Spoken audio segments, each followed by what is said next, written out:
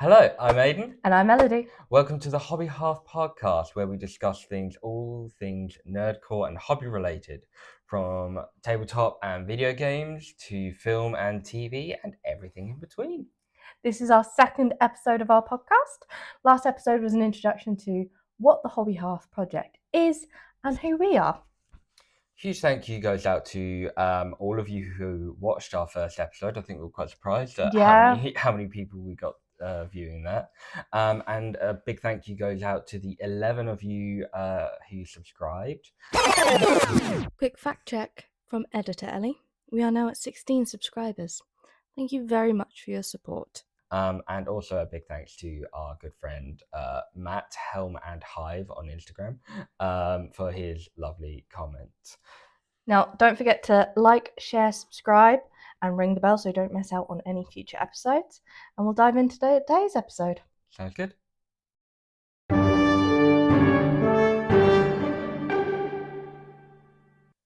In this episode, we are going to, in celebration of its 25th year anniversary, discuss Peter Jackson's monumental Lord of the Rings trilogy.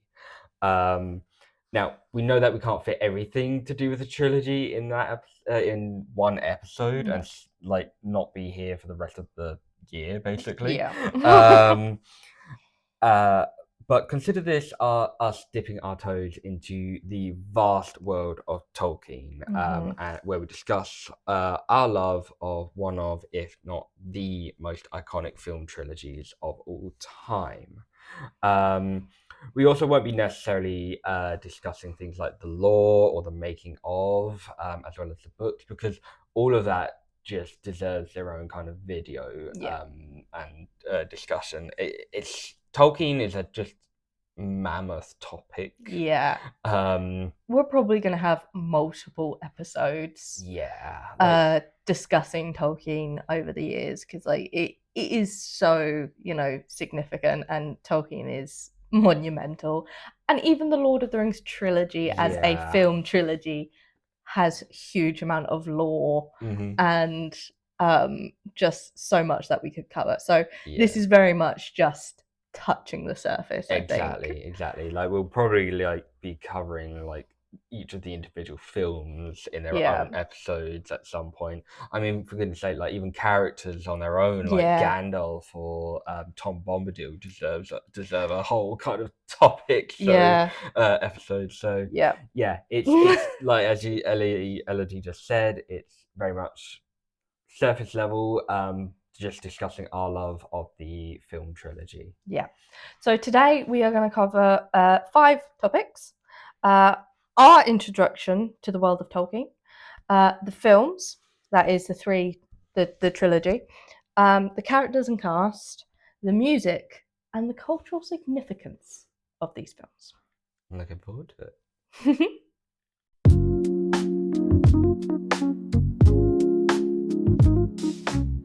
So, diving into our first topic, our introduction to the world of Tolkien. I think it's fair to say that it's just to kind of give a bit of a pretext to kind of our love for Tolkien as well. Yeah. I think it's fair to say that our mum was the primary introducer to the world of Tolkien. Yeah, absolutely. I think before the trilogy came out, before the books were read to us or anything like that, it was mum would talk about Lord of the Rings and The Hobbit and that sort of thing, and from a really, really young age. So mum definitely introduced us, and as soon as there was material coming out about the Lord of the Rings and we were old enough to consume it, she was just like, and look at this thing. I think we're both more fantasy leaning, and that's large in part thanks to our mum. We were raised on films like Labyrinth and what else? That's the main one that comes to mind. Labyrinth is the main one that comes to my mind as well. Lord of the Rings. Swan Princess. Just Willow. That's Willow. So a lot of fantasy is thanks to our mum, basically. I think for me, one of my kind of earliest introductions to Tolkien was the BBC think it was like 1980s radio, BBC4 1980s radio drama. There's Yeah. 13 parts, and it had quite a cast, because you had Ian Holm, who would then go on to play Bilbo, but in this he played Frodo. Mm. But you also had Bill Nye, Yeah. not the science guy, Davy Jones, Bill Nye, playing Samwise Gamgee. Wow. And I think there was quite a few big Big names names. of the time, but those are the ones that I definitely knew Mm-hmm. about. And I remember just listening to those CDs, and because we had them on CD like Yeah. again and again and again and again. Yeah. And then when the films came out, Mm-hmm. I never saw the first one in cinemas, but mum and dad got it on DVD. And as each of the films came out, I saw Two Towers and Return of the King in cinemas. But when they all came out on DVD, I taught myself to read using the subtitles, Mm. with the Lord of the Rings It's just films. on constantly. Yeah, Like yeah. the number of times a day where the Lord of the Rings would be playing on our TV was just like it's Hmm. constant, Hmm. basically. Like I was Lord of the Rings obsessed, and I yeah. think like just my neurodivergent side just wanted to dive down the complete rabbit hole that was Mm. Middle Earth. Yeah. And then subsequently, when Games Workshop ran the Battle Games in Middle Earth magazines back in 2002, when I was 7, I collected that, and that introduced me to a whole new side of like hobby related stuff. So like Yeah. the miniatures, which were of the time great quality. I mean, they're a Yeah. bit aged now, but yeah, and I've read the books multiple Yeah. times. I've read Silmarillion. The Hobbit was the first proper book I ever read. Mm-hmm. I probably watched the trilogy at least once a year, maybe even read the books at least once a year. Mm-hmm. Um, so yeah, I've got a vast experience of Tolkien, as well as like playing video games and Yeah. like just you name it. Yeah. I consume it. Yeah. Yourself? Myself, I was too young to see any of the films Mm-hmm. in cinema. So I only ever watched them on the telly, Mm-hmm. on via DVD with you. I mean, Yeah. I'd say it was very much because you were like, okay, what are we gonna watch? Lord of the Rings, Mm-hmm. and I was just like, well, I guess we're watching this then, Again. again. But the thing is, I loved it as well. I loved the Lord of the Rings. Um, I think in particular, I loved The Hobbit. Yeah. I mean, you said about how you learned how to read using the subtitles. Mm-hmm. Being dyslexic, I had a really hard time learning how to read, Mm-hmm. and I couldn't properly read until I was at least 9. Now you can't stop me from reading, but at the time, like I had a really hard time reading. Yeah. And again, the first book that I ever managed to properly read all the way through, no problems, was The Hobbit. Mm-hmm. And so I think The Hobbit was always more where I leaned. I loved the Lord of the Rings trilogy, don't get me wrong, I really do. Yeah. But The Hobbit was very much where I leaned to. One of my favorite video games of all time is the 2001 PlayStation Hobbit, Yeah. the Hobbit game, and I loved that game. I loved the soundtrack of that game. Mm-hmm. It was like a really puzzle based platform type game. Mm-hmm. And I just loved that game. That was like that still is one of my all time favorite games. um, so for me, it was very much I was more kind of Hobbit leaning, and as I've got older, I've got more interested in Lord of the Rings and some of like the deeper lore of Lord of the Yeah. Rings. I've read quite a few books by David Day, an author who's done dozens of books detailing the works of Tolkien, kind of going deep diving into it. And I think very much I kind of started really becoming obsessed, I think, with like the world building Mm-hmm. aspect of Middle Earth. Yeah. And for the first time, only in like the last year, I would say, I have read the Silmarillion because I've always wanted to, but I've always struggled with it. I think being dyslexic, being a significant reason. But what I did an audio book and I read it at the same time. So it was like I had an accompaniment, which really, really helped. So being able to have read the Silmarillion for the first time and just being like, wow, that's so cool. Yeah. So I listened to the Silmarillion on my journeys to and from university. So after being years terrified to actually pick it up, I think it's safe to say that like Middle Earth has and like the world of Tolkien has like really made a significant cornerstone in our lives, and it's kind of set up our kind of worldview as well going forward. And well, just on that, another kind of pivotal thing for me was that when we were young kids, like 8, 9, 10, 11 kind of age, we would play Lord of the Rings. We would in the back garden, and that sort of thing. Just and reenact scenes, pretend that we were like elves or something, that sort of thing. And so I think not only was the Lord of the Rings like this big story element for us and been such a big part of our lives, but it was definitely one of the things that we had in common from a very young age. Absolutely. That we both loved the Lord of the Rings. Definitely a shared love. And I think like it's been a real privilege to kind of have had a childhood where we grew up, where those films were coming out, and the world was just Tolkien mad. I can't wait to show my daughter like the films for the first time and like introduce her to Tolkien as well. Yeah, absolutely. I remember when she was like coming up to her first birthday and she had all those curls, and you and I were like, oh, we should do a Hobbit themed birthday party because she just looked like a Hobbit. She just looked like a Hobbit with the curls. It was adorable. Yeah. Just a couple of like, just before we go on to our like next topic here, unless you've got anything else you want to discuss, like some like I know I have, I don't know about you, but like some great channels on YouTube that go really deep into the lore. It's like channels like Nerd of the Rings. I was gonna say Nerd of the Rings. And The Broken Sword is another one. There are quite a few other ones, but those are the two that come to mind. Yeah, I think fantastic. they're the chief video makers. That's just a little bit of a pretext on our kind of love for these films going forward, isn't it? Yep, absolutely. So, let's get on to our next topic then.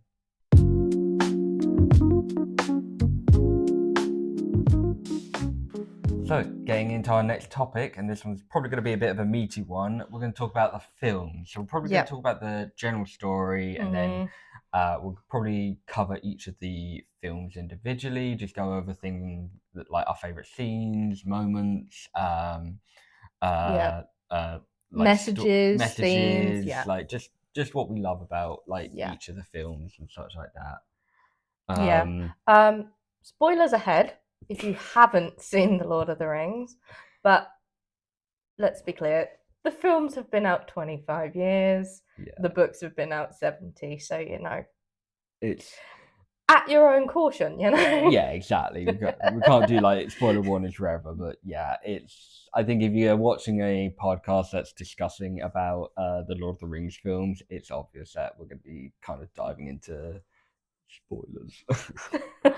So let's talk about the overall kind of story of like what we think about the overall story that Tolkien kind of weaved in the Lord of the Rings, because for all intents and purposes, the Lord of the Rings is a sequel to The Hobbit. Yes. When it was written, and I think when Peter Jackson wrote, and his team wrote the script for the Lord of the Rings, and I know we're not going into the making, but we will be probably touching on bits of it as we go.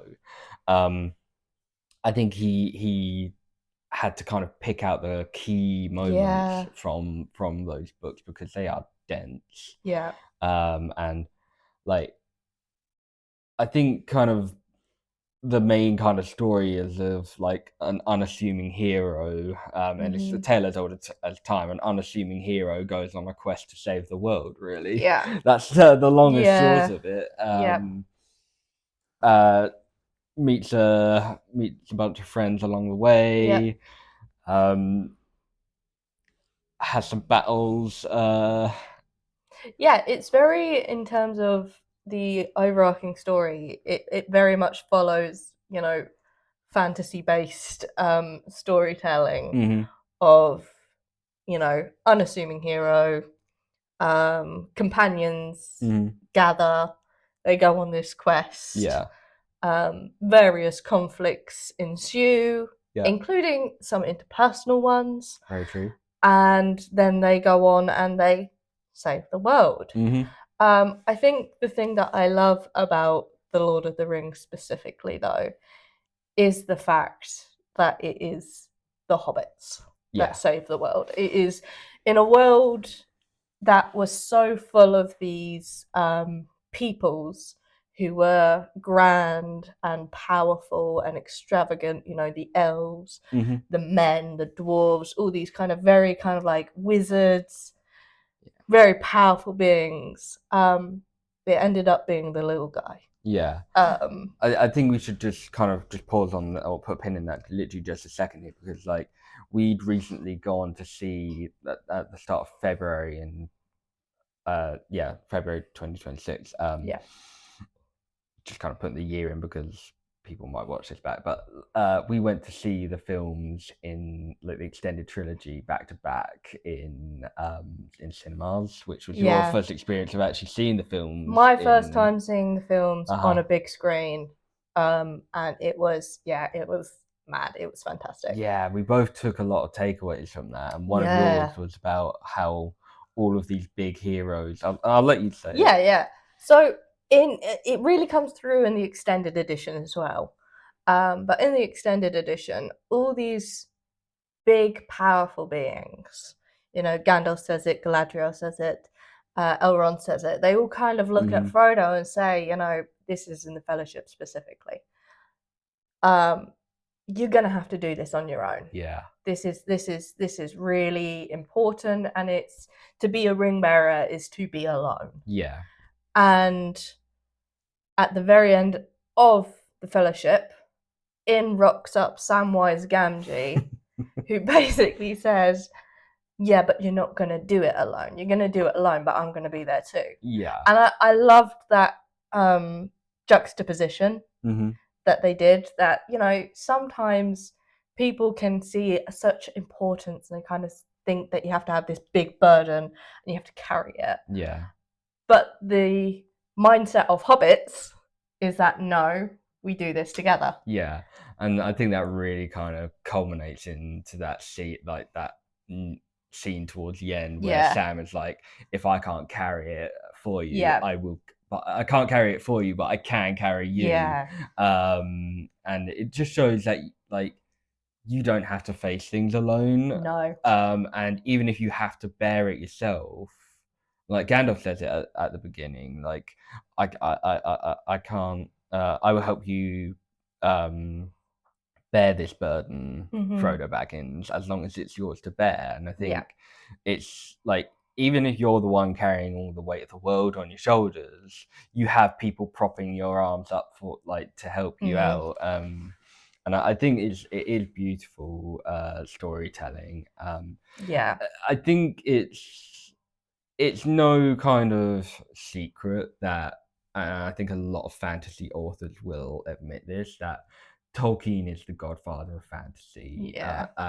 as it's known today. I think The Lord of the Rings set the foundation of like fantasy going forward. You see it in games like Elden Ring and Game of Thrones and Skyrim. Skyrim. Like Yeah. if it's got something to do with fantasy, you will see elements of the Lord of the Rings in there, not just in terms of its themes and style, but also like storytelling as well. Yeah.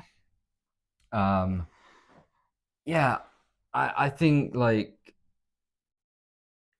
the kind of diving into kind of each of the films here. So Yeah. like the Fellowship of the Ring for me, I think is probably my favorite film. Mm. I think it's very much a case of like it feels like the classic D&D like fantasy story. Like you got your wizard, you got your halflings, you got your humans Yeah. and your elf and your dwarf, like the Fellowship of the Ring kind of party Yeah. going on this grand quest. Yeah. And I mean, like, there's a lot of like pretext at the beginning, and I often say to people, if you watch the Lord of the Rings, if you're brand new to the Lord of the Rings and you want to watch the films, watch the theatrical releases first because it is Yeah. so dense. Yeah. The extended trilogy is the definitive Fantastic. way to watch them, but I Yeah. think like once most people get past Rivendell, when the Fellowship finally forms, that's when it Yeah. kind of picks up a bit. But Yeah. I love all throughout the film, like Yeah. the Fellowship for me stands apart from the Two Towers and Return of the King. Mhm. And like for all intents and purposes, the Fellowship doesn't actually stay together all that No. long, does it? No, not really. I mean, for a film titled Fellowship of the Ring, we actually have, in terms of screen time, not that much Fellowship.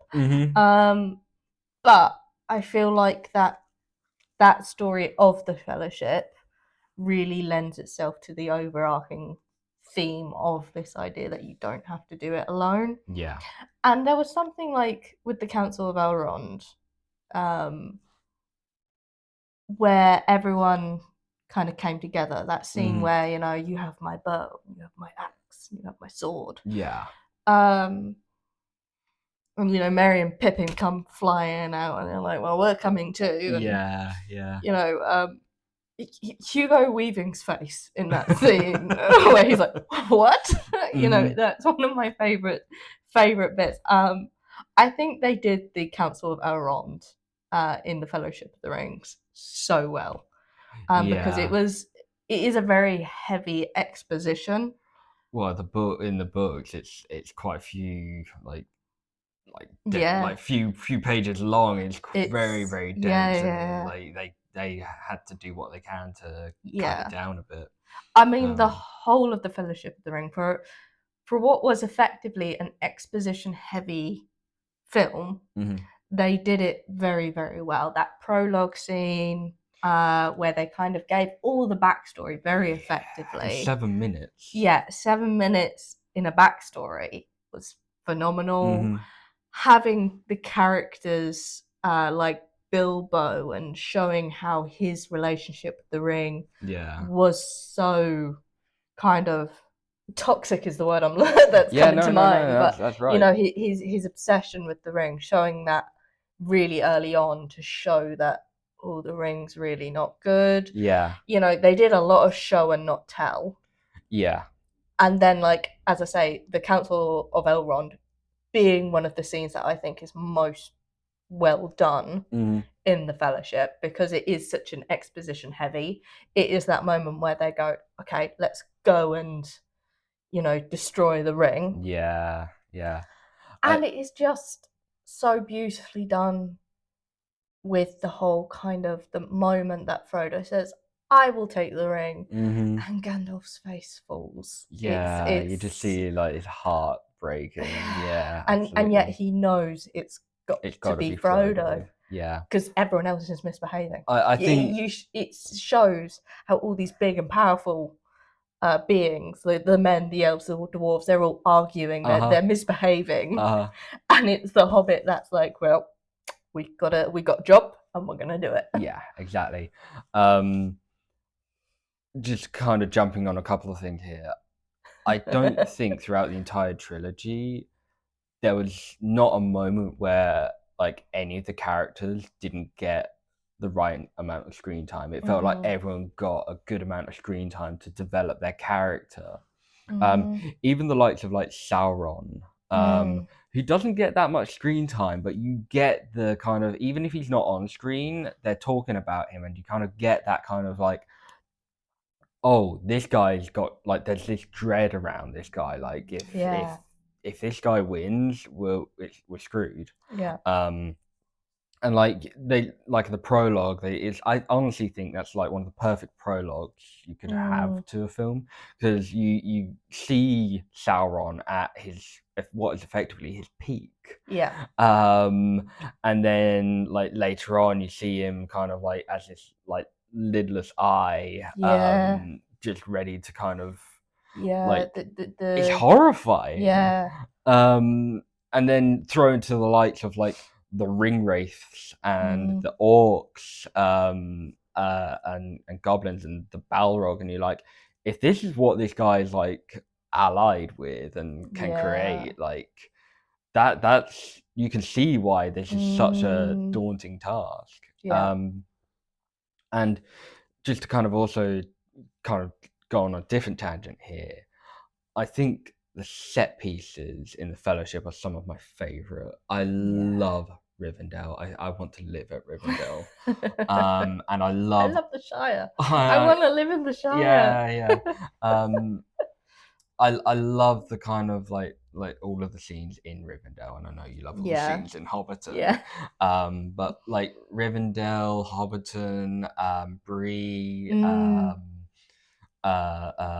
Lothlorien, Yeah. like they all feel so distinct, and then also Yeah. the same in kind of like Two Towers and Return of the King. Like while they're mainly kind of man focused, Rohan has its own kind of distinct feel. Yeah.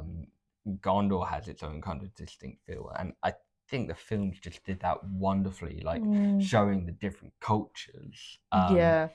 One of the things I love about the Hobbit films is like you got to see the dwarves in their prime, Yeah. which is not what you see in like the Fellowship of the Ring. No. You kind of get a feel for it, but it's not Yeah. like I think that scene when Gandalf illuminates the Dwarrodelf, there we go.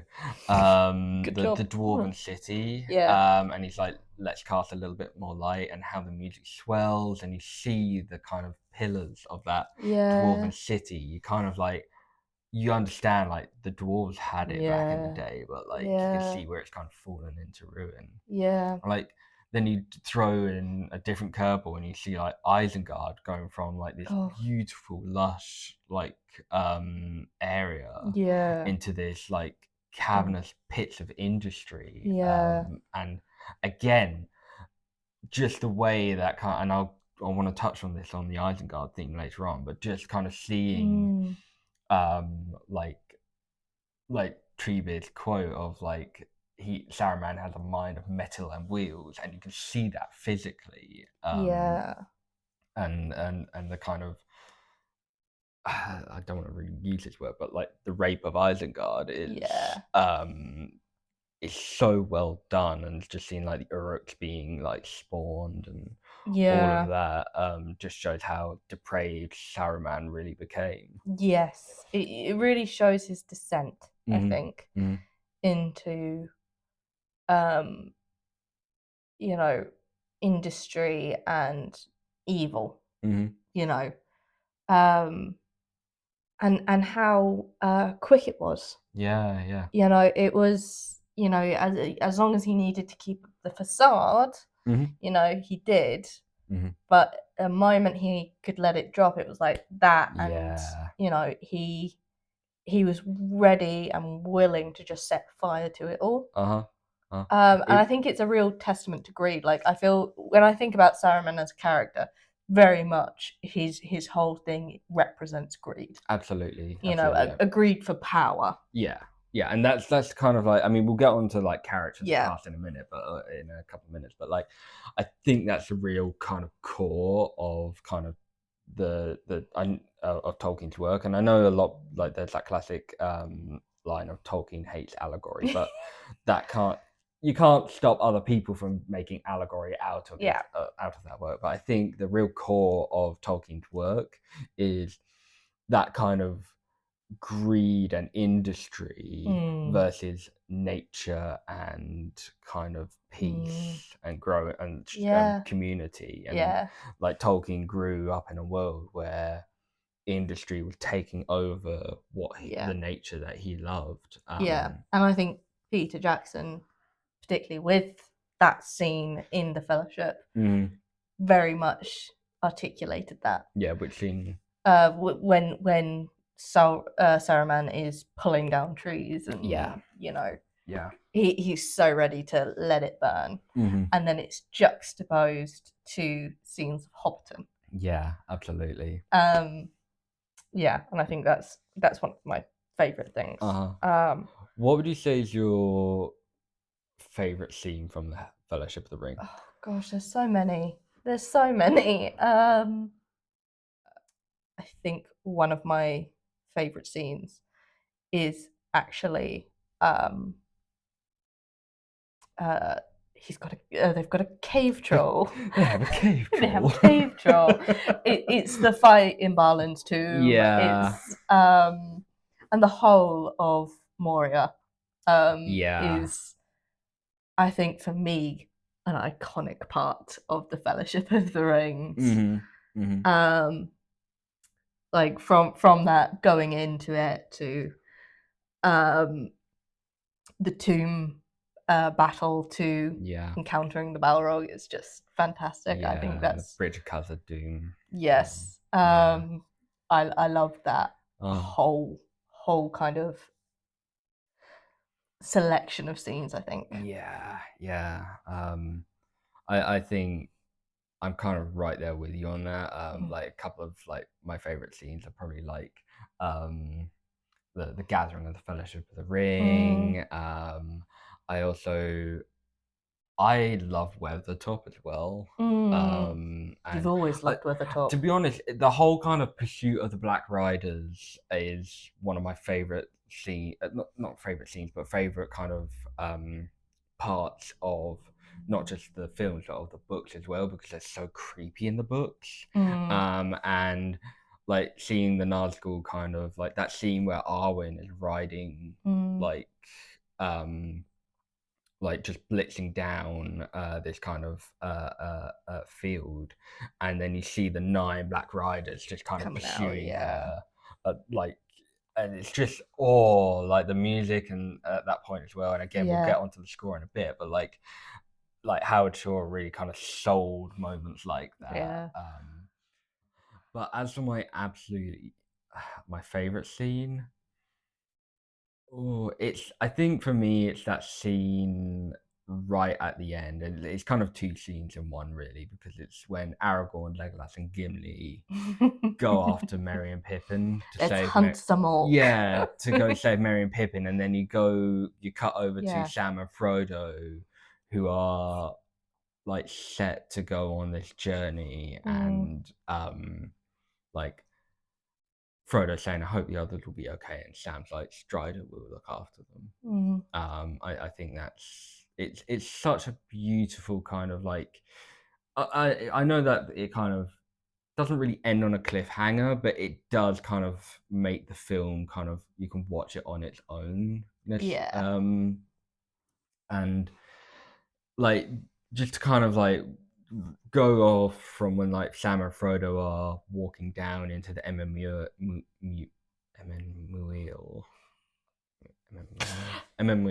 See, I'm letting you pronounce all the things. I'm not even trying to pronounce them. Emmenmuil, I think it's called. I can't remember. The kind of rocky kind of stuff.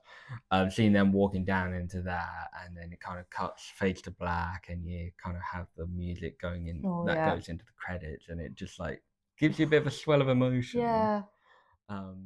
I think we've got to move on to the Two Towers, because I feel like we could talk about the Fellowship. Exactly. So I mean, we gotta talk about these other films. So. Like we can talk about. We'll definitely go into each of these films a lot more in depth. But yeah, let's move on. Otherwise, we will be here all day. So, Two Towers. Yeah. This is your favorite film, isn't it? Yes. Has that shifted since? Since we saw it. Yeah, I don't know. It bounces. It bounces. I think the Two Towers is definitely, one of like holds a special place in my heart. I think, for me, it's very much the continuation. I think of we pick up where we left off. You know, with Aragorn, Legolas, and Gimli chasing Merry and Pippin. We have Frodo and Sam going off further towards Mordor. I think for me, the Two Towers, it's where we start to really kind of get into the juicy part of the story. We are introduced to Gollum. Yeah. We have the return of Gandalf. Yep. We kind of go more into the world of men, which is, I think, a really kind of pivotal point in the Lord of the Rings, because in the Lord of the Rings, elves are departing. You know, they're done. They're washing their hands. So they're like, we're done here. We've done our bit, and it is time for the Age of Men. And men are kind of on that kind of teeter point of, are they going to fall? Are they going to step up? What's the situation with men? It's not looking great for them. Yeah. And so diving more into the world of men was really interesting for me. Yeah, because we didn't really get to see much of that kind of that side of it in the Fellowship of the Ring at all, really. No. The most you had was this kind of juxtaposition between Aragorn and Boromir, kind of representing men as a rising and stepping up, or men failing. Yeah, absolutely. Whereas I think it's really much more kind of explored within the Two Towers. Yeah. And I think Theoden. Yeah. And everything that's going on in Rohan and what happens at Helm's Deep. That's your first real taste. Of that, because you get this dynamic with Theoden. He's kind of proud. He's kind of like a little bit melancholic himself. You know, he is one for going, you know, what's the point? You know, kind of feeling like giving up. And then he steps up. You know, and I think that's kind of like, and then again, you see it with Faramir. You know, Faramir is this character who's like, oh, the ring's gonna be mine. It's, you know, it's in my possession. Chance for Faramir, Captain of Gondor, to prove his quality. And then he steps up. And I think that's what I like about the Two Towers. It shows the main thing, my takeaway from it is this theme of people stepping up. Even the Ents, okay? Even the Ents. The Ents were like, we're not going to get involved. We're not going to get involved. And then they step up. And I think that's the thing I like about the Two Towers. It very much is a story of stepping up and doing the right thing. And I think Sam's monologue at the end of it, where he talks about, you know, that there is good in this world worth fighting for. I mean, he just speaks to it, doesn't he? Yeah, absolutely. I mean, we often say that we're radicalized by a gardener because of that. Because of that speech. Yeah, absolutely. I think that's a very core value of ours, isn't it? I mean, Theoden is probably my favorite character in the Lord of the Rings. Like the particularly Bernard Hill's portrayal of Theoden in the films is probably like Gandalf's my all-time favorite fictional character. Period. But Theoden's probably one of my if not my favorite characters in the films. And I'll touch on him more in the characters and cast, but I think his portrayal was just perfect. And I think like the Two Towers really was a kind of knife point edge of like the decline of the Kingdom of Rohan. The kingdoms of men are at this position where they have to take the mantle of kind of the elves. The time. It's their era. It's their time to kind of step up and like grow and become something. Exactly. Like, and magic is departing from the world. But they it's very much a case of like the world of men is being born in a very dangerous time, because you have Saruman on one end, you have Sauron on the other end, both of which are making the world of men kind of very, very weak and kind of killing it in its crib, basically. Yeah. Um, Feeding into the worst aspects of men as well, yeah. really drawing Mm-hmm. the worst out of men. Mm-hmm. Yeah, like Grima Wormtongue, Yep. Haradrim, and Yeah, Easterlings. absolutely. Yeah. It's they really kind of worked into men's greed and that sort of thing. Mm-hmm. And I think there is this kind of like, as I say, it is like this. The Two Towers as a film represents this story for me of, it would be so easy, Mm-hmm. so easy to give up, to lean into the melancholy, to accept the worst parts of yourself and like lean into the greed, but it's that stepping up. Yeah. One of the things I wish the Two Towers film kind of had time to incorporate into it, and I understand why they didn't, but one of the things I love from the books is that the wild men of Dunland were present at the Battle of Helm's Deep. Yeah. And post the Battle of Helm's Deep, there was this real fear that the Rohirrim would kind of kill and eat them. Because they totally forgot about that. No, that's part of the lies they were told by Saruman. That the Rohirrim would kind it's of coming back to butcher me them. now. But then they discover that the Rohirrim help them clean up the mess. Just watch your mic there. Yeah. The Rohirrim get the Dunlendings to kind of clean up the mess, or help clean up the mess. But then they let them go. Yeah. And it kind of changes the wild men's kind of perspective of Rohan. And they're like, oh, these guys ain't bad at all. Yeah. And it's that step to kind of healing some tension between the two. And I don't think that kind of, you see that really in the you don't see that in the films, but I think the Two Towers is that kind of perfect sequel, because it's like it's that middle film in the trilogy that you've got to get it right, otherwise it kind of is like, often you see the middle film kind of be the kind of it just feels like a bridge. Yeah, exactly. But I think the Two Towers stands on its own so well. Yeah, and you've got it's got its own story. It's got its own characters developing it. It very much stands on its own. Yeah, as a film. And I mean, like, Rohan is my favorite faction in the Lord of the Rings.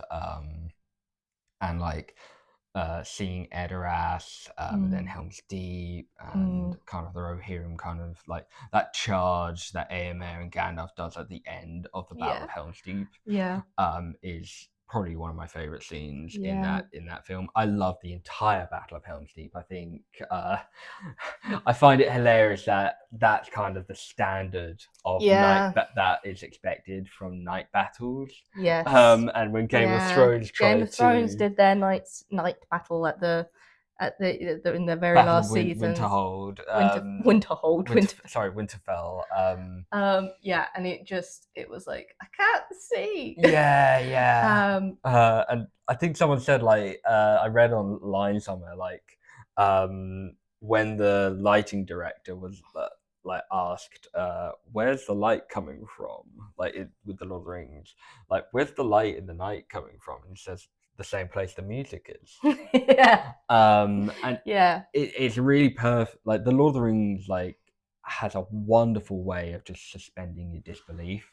Like, there's no way you should have seen anything in the Battle of Helm's Deep. No, it would have been dark. Exactly. But like, it's a night battle. It's like chucking it down rain and stuff like that. But you still got to be able to see it. It's so well paced as well. Battle of Helm's Deep. Like, you got your highs and lows, and all throughout. Like, it's always a case of, like, at first you think the defenders might stand a chance. When the wall blows, you're like, there's a big step back. But and then it kind of like, it's a case of like the Uruk-hai are starting to kind of overwhelm the defenders. But even in that kind of bit where they're kind of like all retreating and kind of such like that, you have these odd like little moments where you've got like the heroes doing something like cool, like Legolas coming down on like sliding down stairs on an Uruk shield. You got Gimli and Aragorn like toss me, like fighting the Uruks on the causeway, and then Legolas pulling them up. And it kind of builds up to that moment of like when like Theoden charges out, he gets his resolve, he charges out, and then like in the midst of it, you got like in the like that final part, you got Éomer and Gandalf appearing, and that like charge down the hill and blinding of the light, and again the music and that point is just perfect. So what's your favorite scene from the Two Towers? So my favorite scene is Sam's monologue. You can't, it is, I think you just get this swell of like hope and encouragement, but it's a lot of the stuff that's going on in the background of that scene. You know, I think one of the things that really get to me is actually Smeagol. Smeagol kind of observing that scene and observing what Sam's saying. You almost get the sense that Sam almost reaches him. And I think Smeagol's journey, and I'm going to call him Smeagol for the Two Towers. Because in the Two Towers, Smeagol is the dominant character. Especially after that kind of scene where he and Gollum have that kind of back and forth, and Smeagol tells Gollum to go away. I mean, that's very kind of what I would say is, I was going to say is like one of my second favorite scenes of the Two Towers is Smeagol going, you know, go away and never come back in that argument. I think Gollum and Smeagol, or Smeagol, as a character, and their introduction in the Two Towers was so well done. So well done. But by the Return of the King, Gollum is a villain. Absolutely. But in the Two Towers, it's just this constant, is he good? Is he bad? Is he good? Is he bad? And you kind of feel that pity that kind of rules like Frodo and Bilbo's decisions about him. I think I love just kind of talking about the kind of cinematography here. I love that kind of how the team, the like Peter Jackson and co, kind of show the difference between Gollum and Smeagol. It's not something you get across on page, but like even just like Gollum's irises are bigger than, and then when he switches to Smeagol's irises are bigger, but then when he switches to Gollum, it's like narrower, and he kind of pulls back his face a bit more, whereas Smeagol is a lot more softer. And I think that's so well done. And I mean, Gollum as a character and the CGI that was done around him, I think was like the motion capture stuff, phenomenal. I mean, it was also like this, you know, the first of its kind. Absolutely. And it was so well done. And it, you know, having watched it recently, it so stands up. It's those films still stand, like the whole trilogy still stands up today. But Smeagol and everything, like how real he looks, but also how different, how otherworldly he looks, is so well done. And he's so pitiful. Funny. I mean, I think that was something that really struck me when we watched it last month, was how funny Smeagol could be in that first film. You know, straight from that, I wouldn't hurt a fly, and he's like slapped a fly on his head, and it's and he's like ah. He just did it so well. Andy Serkis was phenomenal in that respect.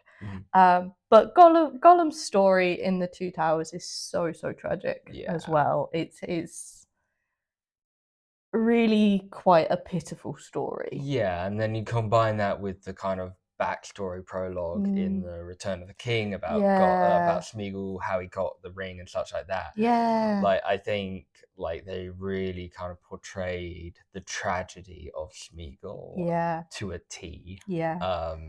And And yeah.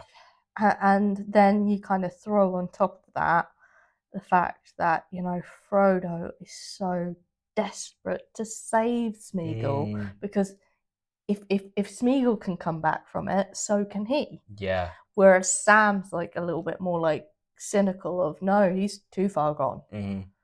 And in some ways they were both right. Yeah. Like, Smeagol could have come back from it. Gollum couldn't. No. I think there's this kind of part in the books that it's more obvious in the books than it is in the films. But like when they're on the stairs of Cirith Ungol, like Sam, that whole kind of like, where have you been sneaking off to? That was a precipice for Gollum and Smeagol. And if they kind of, or not precipice, a turning point. And if they managed to make that turning point, then Smeagol would have won out and he could have been redeemed. But it's because of Sam's harsh treatment of Gollum then that he kind of, there was no redemption possible. And well, this is it. In the Two Towers, I think they do that better, because it's Sam's harsh treatment, but then it's also the way the men treat him. And the fact that the men beat him and everything, and he thinks it's Frodo's fault that Frodo lied to him. Yeah. But I love that kind of how, we're kind of getting a bit off topic here, but I love how that's like that Tolkien shows that even the best characters are flawed, or like can have moments, like Sam being harsh with Gollum, and it shows how it makes Frodo's failure to destroy the ring that much more understandable, because even if you like, nobody's perfect, and I think Tolkien got that across so well in how he showed how other characters can be. Like, you have all the best intentions in the world, but you're not perfect. No. Yeah, I think Gollum is definitely one of the most iconic characters in all of fiction, and I think his kind of journey and across the films, it's a real tragedy. Any other favorite scenes?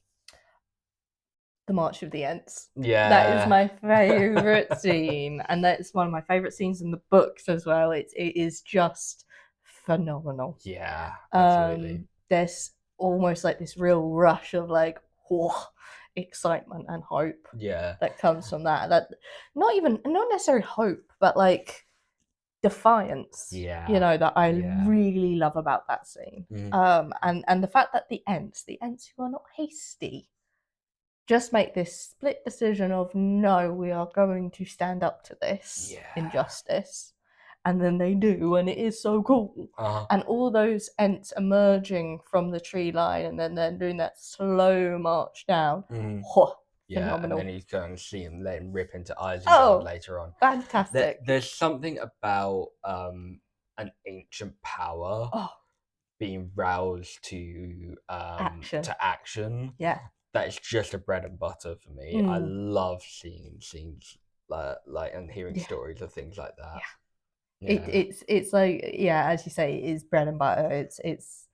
It tickles a part of my brain. Seeing scenes like that, and I think the Ents really do give off this ethereal, otherworldly ancientness. It's like the kind of last hurrah of that kind of ancient world of magic, kind of doing what it can to help, and before it kind of says, I'm done. And then there's a poetry of it being the Ents, this very nature imbued magical being going against the industry. And I think that's one of my favorite things. What's your favorite scene? Just a quick shout out to that middle management orc in the Two Towers. He's like, we ain't got enough fuel for the fire. Like, what are we meant to burn? Burn the forest. All right then, get on it, lads. I love that guy so Middle much. management. I mean, there's so much to talk about and so little time to talk about it, really. Like, things like the Ents, the Warg attack, Yeah. haven't touched on like the Mumax and the Black Gate or the Dead Marshes. There's so much content in the Two Towers, and we will cover this properly In another in a episode. future episode. My my favorite scenes are kind of twofold, really. They're both kind of very similar to each other, Yeah. though. It's the scene where Gandalf reveals himself to Aragorn, Legolas, and Gimli, Yeah. and you're like, you fell through Yeah. fire and water, and like it's this mystical kind of godlike being, like, and you really see the angelic side of Gandalf at that point, like, being sent back to the world of men, or to the world to kind of help the world of men. And then it's that, as I said before, it's that scene where Éomer and Gandalf arrive just in the nick of time to help in the Battle of Helm's Deep. That ride And down the hill and the light coming up over the last minute. Like, yeah. oh. I mean, I love every scene with Gandalf, but it's just Yeah. like, it kind of, Yeah. again, it just makes me swell up with emotion. Yeah. Um, Yeah. just a kind of little shout out, like, honorable mention, is that scene with Frodo and Gollum at the Dead Marshes, when Gollum, like, Frodo reminds Gollum of his name, like Smeagol. I love that so much. Yeah. That kind of, it's just Frodo and Smeagol, and it's like Frodo seeing what he could become, but he's reminding Gollum what he was. Yeah. And again, it's just so well done. Yeah. All right, let's move on to the Return of the King, because otherwise we will be here all day. Yeah. What's the Return of the King for you? Oh, The Return of the King, I would say, is not necessarily like my favorite film of the trilogy, but I do think it does a phenomenal job of closing off the trilogy. Yeah. And, concluding it. It does very much give the final push, that final hurrah, in The Return of the King, that push to, we're nearly there. Yeah. And I think, again, it's one of Sam's scenes again, Yeah. where he's like, come on, we're nearly there. And he's looking up the mountain and he can see the door and he's like, right, well, I'm going to throw you on top of my shoulders and I'm going to push through. Yeah. And I feel like that scene, again, it encapsulates the whole kind of feeling of we're nearly there. Yeah. Everything has been this uphill battle. Everyone's in pain, everyone's suffered. Yeah. And then there's also the element of everyone's coming together as well. That where everyone kind of comes together, pulls together. It kind of stands in opposition to kind of what they were saying to Frodo at the beginning of like him being alone, and yet right at the very end when it mattered. I know we've missed, like, we haven't spoken about any of the rest of the film here, but like right at the end when it matters, it's not just Sam who's there for him. Yeah, Sam's physically carrying him on his shoulders up the mountain, but you got Rohan and Gondor and the rest of the Fellowship members all there at the Black Gate doing what they can to give Frodo the best chance. He's not alone. Yeah. Even the eagles come swooping in. Yep.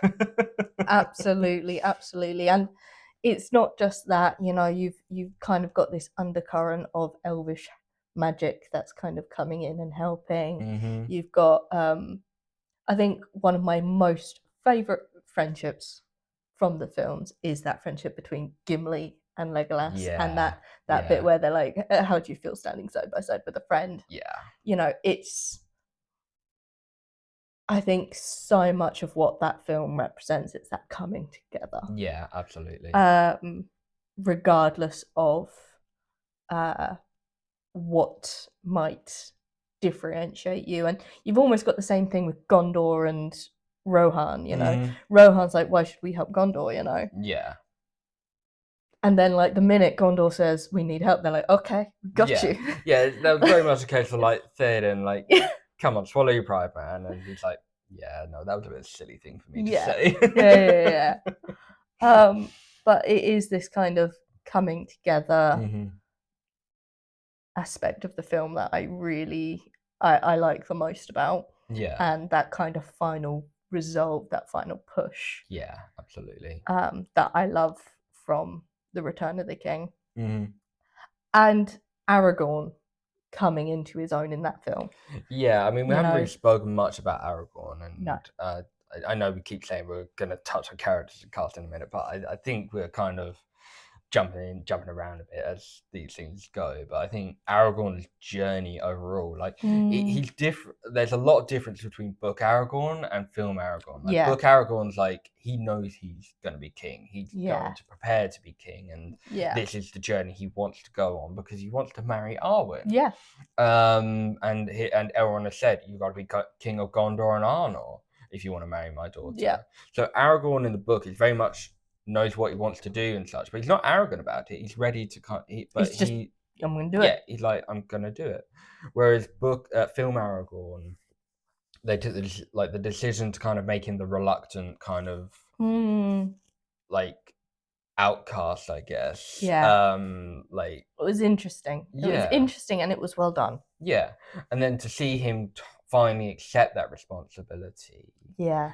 Is like it was really wonderful to kind of watch. And just kind of seeing like how all of the character arcs were kind of finally coming into land, and like with Theoden and and Frodo and Aragorn and a lot of them. Just and Faramir, like seeing those character arcs kind of come into full kind of motion. Was really beautiful to see in The Return of the King. Yep, and I think the Hobbits, speaking specifically about the Hobbits, because Merry and Pippin, they had this very big, important role in the Two Towers, where they basically mustered the Ents. Yeah. But in The Return of the King, it was very much a case of they had to learn how to be on their own. Yeah. And more than that, they had to kind of step into their own as well. Yeah. And you had like Merry going on this journey because he's gonna fight. All his friends are fighting, so he's gonna fight. And Pippin, who's I really don't want to fight. I don't want to die, but I'm gonna have to. And I think each of these characters, or each of the hobbits, you had Sam kind of having a whole arc in the final film as well of becoming a hero, and that real steadfastness of Sam really comes through in the final film. Yeah. And then Frodo as well, that this so wanting to be rid of it, and then at the very last second not being able to. Yeah. And his tragedy. I feel like The Return of the King is a tragedy for Frodo. But the hobbits in particular in The Return of the King have these real well-rounded character arcs. Frodo's kind of journey really kind of like in the Two Towers, where Galadriel says to Elrond telepathically, like, the quest will claim Frodo's life. Yeah. It might not be his actual kind of living life, but it does claim his life. He's not the same person as before. And he'll never be the same again. No. And he has to go to somewhere completely different to heal, and like leave Middle-earth to heal. Yeah. And as I say, that's why I kind of perceive the Return of the King as very much a tragedy. Yeah. Where Frodo's concerned. Yeah. And they do it so well. The films are so bittersweet. The Return of the King particularly is so bittersweet in that regard, because of, like, yes, they finally won. They finally kind of defeat Sauron and destroy the ring, but so much damage has been done, not just to the world, but to the individuals themselves. Yeah. Like, Gondor and Rohan lose two of their leaders in the battle of in the siege of Gondor. Yep. And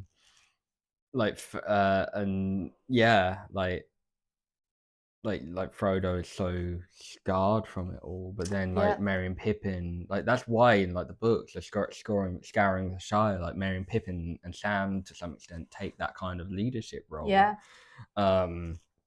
So it really is bittersweet. I'm not ashamed to admit, the Return of the King makes me openly weep every single time. Every single time. I saw. It's two scenes that make me cry the most. The first one is the obvious at the Grey Havens when Frodo finally departs, and is saying goodbye to all his friends, and is that moment he steps on the boat and then he turns and he's got that smile on his face. Yeah, I love how they did film that though, because before stepping on the boat, he's looking battle scarred. He is worn and tired. But then when he steps on the boat and he looks to his friends, he's like how he was at the beginning. Yeah, there's light. Yeah, and it gives him hope, but it's still heartbreaking. Yeah, I'm a mess from that scene onwards.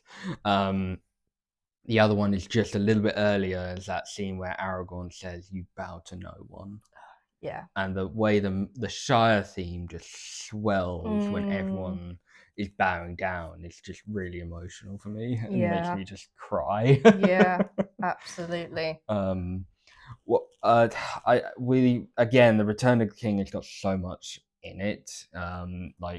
You got She Loves Lair, you got the Siege of Gondor, you've got the muster at Dunharrow and the Paths of the Dead. You've got Arwen's what's stuff. going on with Arwen? Yeah, and so much.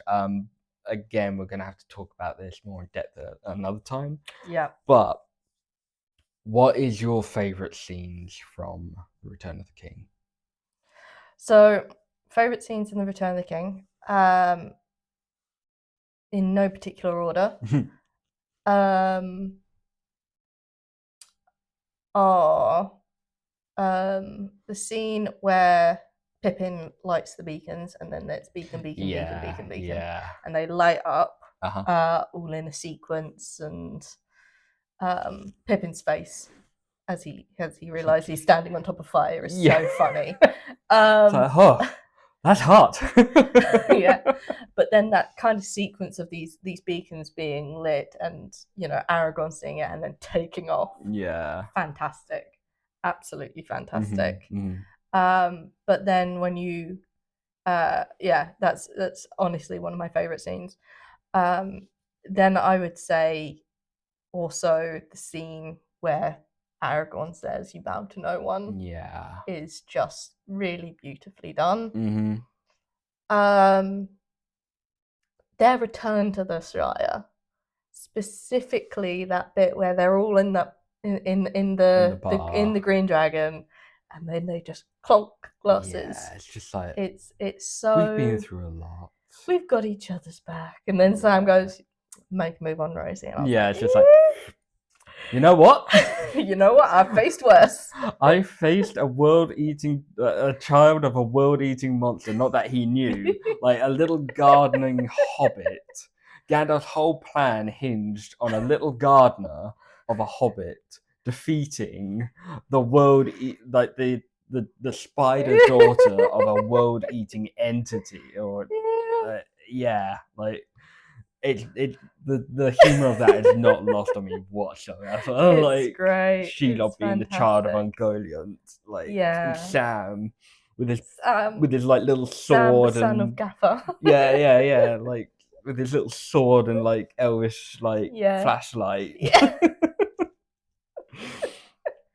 But no, it is perfectly done, and Sam's whole thing throughout that. I mean, that's again another one of my favorite scenes is Sam going up the stairs, and he musters himself up, and he's the orcs, big elvish warrior, and the orcs are like, oh gosh, and then he comes, And they're like, oh no, he's fine. We can take him. And then he's just like, no, you can't. Yeah. And he's like throwing them down, and he's like, that's for the Shire, and that's for Mr. Frodo, and that's for my old gaffer. Yeah. It's phenomenal. And then I would say one of my last favourite scenes is actually when, at the very end, when Sam, well, not at the very end, but when Sam and Frodo get out of an exploding Mount Doom, and then they jump and they're on that ledge. Yeah. And they're like, it's done.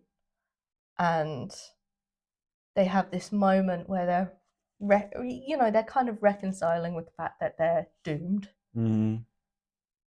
But it's done, and the Shire is safe. And no, they're not going to have all the things that they wanted to have. But it's done. Yeah.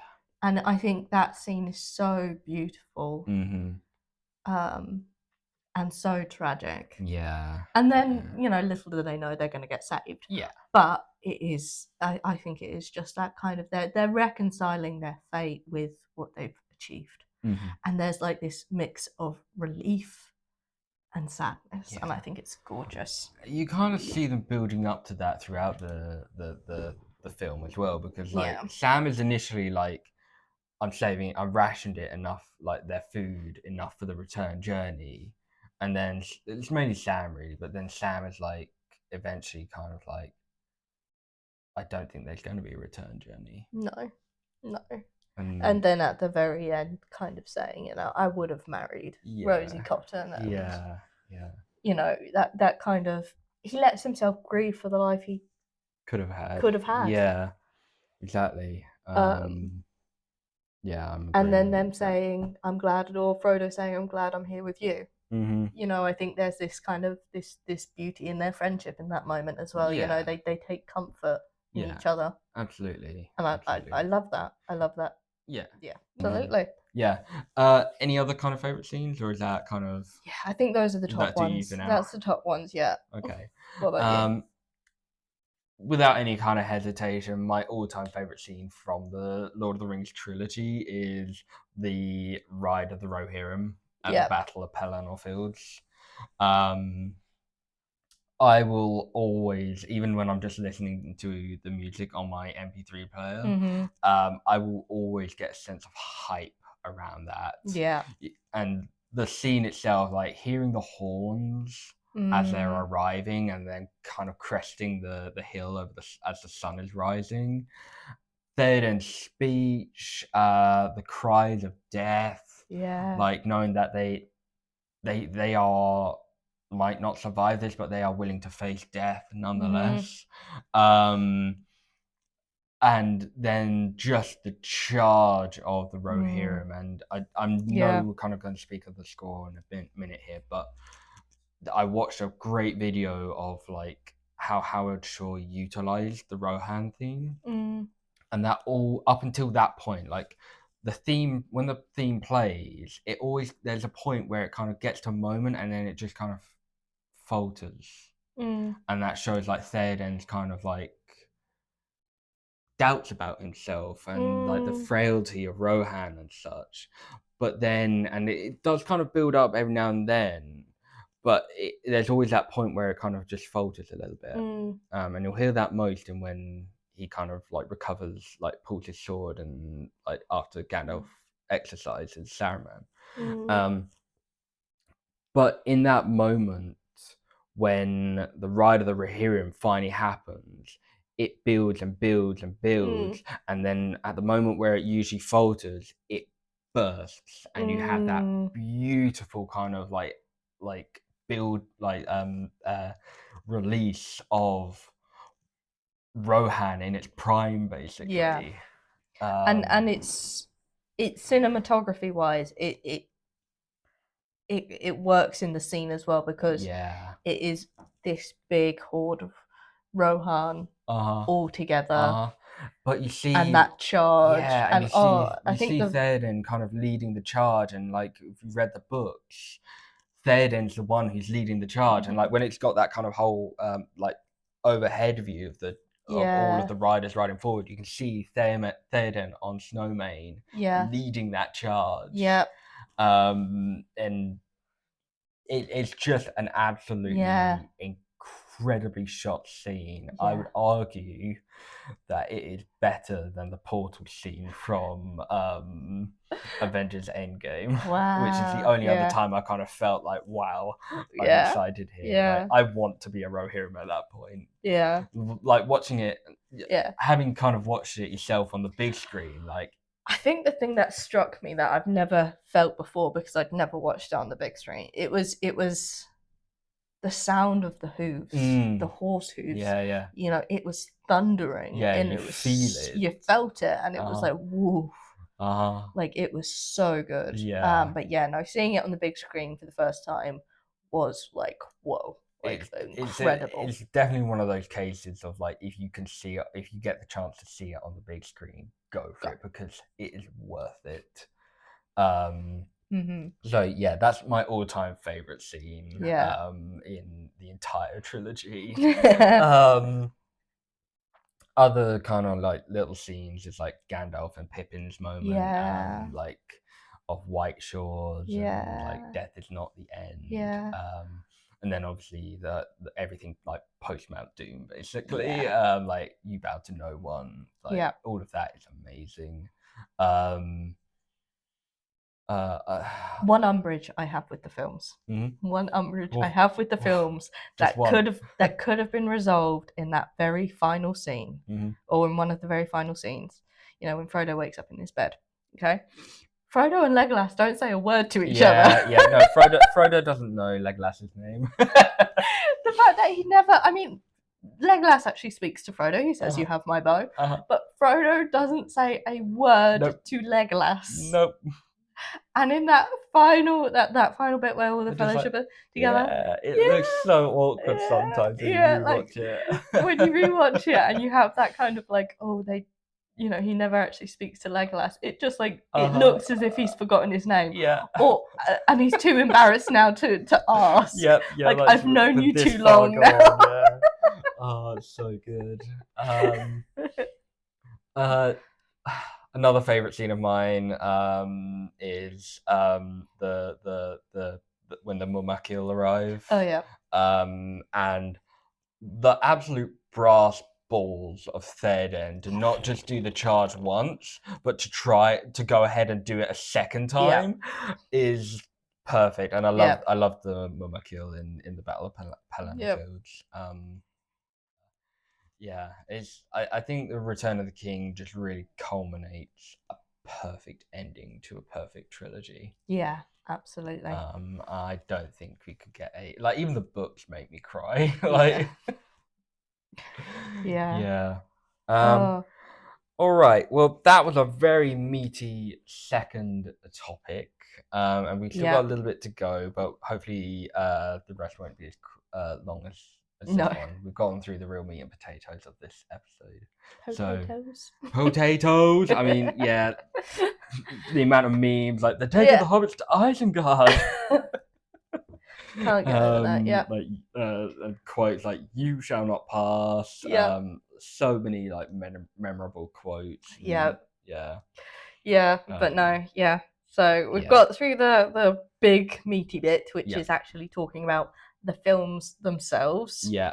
I think now we can move on to the characters and cast. Yeah.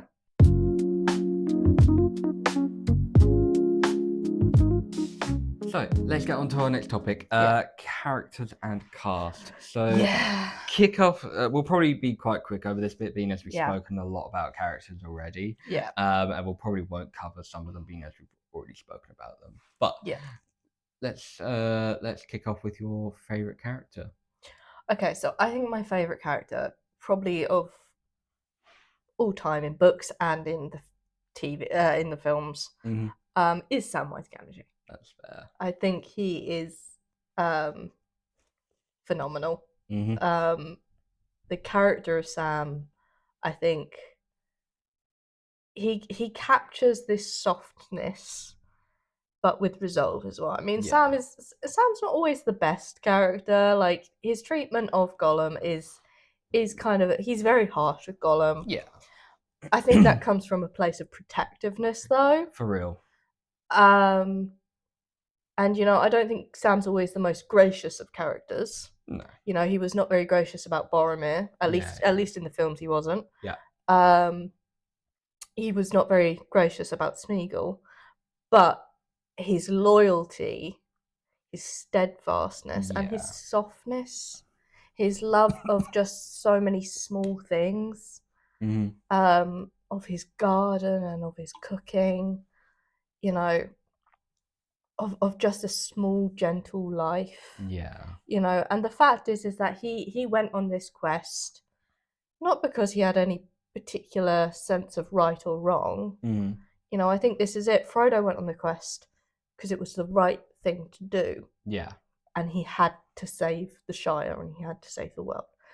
Sam, he had to save Frodo. Yeah. That's why he went on the quest. I think it was never about saving the wider world, although that became important to him. Yeah. And I think that is significant to him because he had to. The Shire was so precious to him. Yeah. But it was about Frodo, and it was about his friendship and his loyalty there. And I think if you look up definition of loyalty in a dictionary, Samwise Gamgee would be he'd be the picture. Perfect example of that. And also, I think just as Obi-Wan Kenobi is considered the perfect Jedi of what a Jedi should be, Sam is the perfect Hobbit. Yes, and I think he very much. I mean, so many people talk about Sam being the real hero, and I don't think that's necessarily true. I think it is far more like collective than that. I think they are all heroes in their own way, and Frodo was a hero. He was a very tragic hero. But I think there is this element of Frodo couldn't have done it without Sam. No. It's such a precious kind of dynamic that they have that it couldn't have been one or other of them. Yeah. You do get this sense that like it is all about that. That it had to be done together. Frodo had to carry the ring, but Sam had to carry Frodo. And as I say, it's something about the softness of Samwise Gamgee that I love, and the softness and steadfastness that kind of just really balance each other out. So I think Sam is my all-time favorite character. One of, I think, the characters I have a new appreciation for is probably the character of Boromir. Boromir, I think watching it recently, and again, I think the extended edition really did expand on this, is how soft Boromir was as well. He was a very soft character, despite being the character that fell short, effectively. He is the one that failed. He is the one who let the ring draw him in. Yeah. He was, again, another tragic character because he was so soft. He everything he did was done with love. He cared so much about the hobbits. Even Frodo he cared so deeply about. Yeah. You saw his dynamic with Faramir and how much he loved his brother and how he was willing to kind of like stand up to his dad a little bit. Worst dad in the world. Denethor, you and me have problems. Film Denethor, yes. But we're talking about the films here. And for me, Film Denethor, we're It's glad I can't hop into that screen and give him a smack. Especially with that tomato scene. Ugh. John Noble has a lot to apologise for there.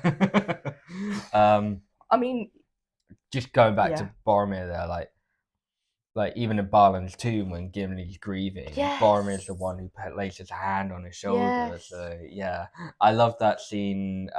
Just before that, when he and Merry and Pippin are like sword fight training, and he's having a laugh with them. I think Boromir's got a real I want to say like Boromir is tormented by his duty to his country. Like he Yeah. wants to do, and like he has a duty to his country, but it's to the point of where he's like he feels guilty if Yeah. he doesn't do something for his home. Yeah. If he doesn't do He something, loves his then home so much that like and yeah. his country so much that he's willing to sacrifice everything for it. Which is again a tragedy. Yeah. um And then just his final act of protecting the hobbits, I think, shows what his true heart was, which was that he was a protector. Yeah. He was a guardian. And he was kind of being thrust almost into the king position by his father. Yeah. But actually, that was never his role. No. And I think by being forced to take on that role, he kind of made bad decisions. And he was more susceptible to, you know, the influence of the ring. Yeah. But as a guardian, he did well. You know, he was such a good position as a protector, as someone who took care of other people. Yeah. And it's like one of those things that I think, oh, if he had been allowed to be the caretaker, yeah, you know, he would have been a phenomenal steward, really. Yeah. Because that was the role of the steward, it was a caretaker. Mm-hmm. But Denethor, again, at least in the films, had higher ambitions and saw the role of steward more as king. And it's, Boromir is the character that I have had a new love for. Yeah. I've heard a lot of people kind of like, or some people kind of like, say that Boromir is just a walking red flag, and I'll fight on and die on the hill that Boromir was a good man. Yeah. And a good person, and that he was not toxic at all. No. I think Éomer is more toxic in his. I'd argue that's more one scene, based on one scene, like when he says like war is the dominion of men. Like, I would argue that's like the only time that Éomer is actually got a bit of a fault. But again, no one's perfect. No one's perfect, and again, Éomer is actually one of those characters that I've had a new love for. Yeah. More recently, like just really appreciating his position, and you know how, again, his loyalty to Rohan, his love for his family, really does shine through in the films. Yeah. And as I say, like I say, toxic. He's more toxic. That is comparatively. He's still not as toxic as Denethor. Yeah. Yeah, but the bar is like the bar for toxicity is like quite high. You know, it kind of goes Denethor, Sauron, like it's pure evil, bad dad. It's any other favorites? I mean, in a cast, honestly, in a cast of characters that is so like like the ones in the Lord of the Rings, it's hard to pick favorites. Yeah, honestly, it really, really is. I mean, I think I could talk about like Gandalf and that sort of thing, but I know Gandalf is your favorite character, so I'm gonna hand him over to you. Let's jump on to Gandalf. Gandalf is my favorite character in all of fiction, and I'm talking about not just in the films. I think Ian McKellen's portrayal of Gandalf is second to none. Across all of cinema. I'd agree with that.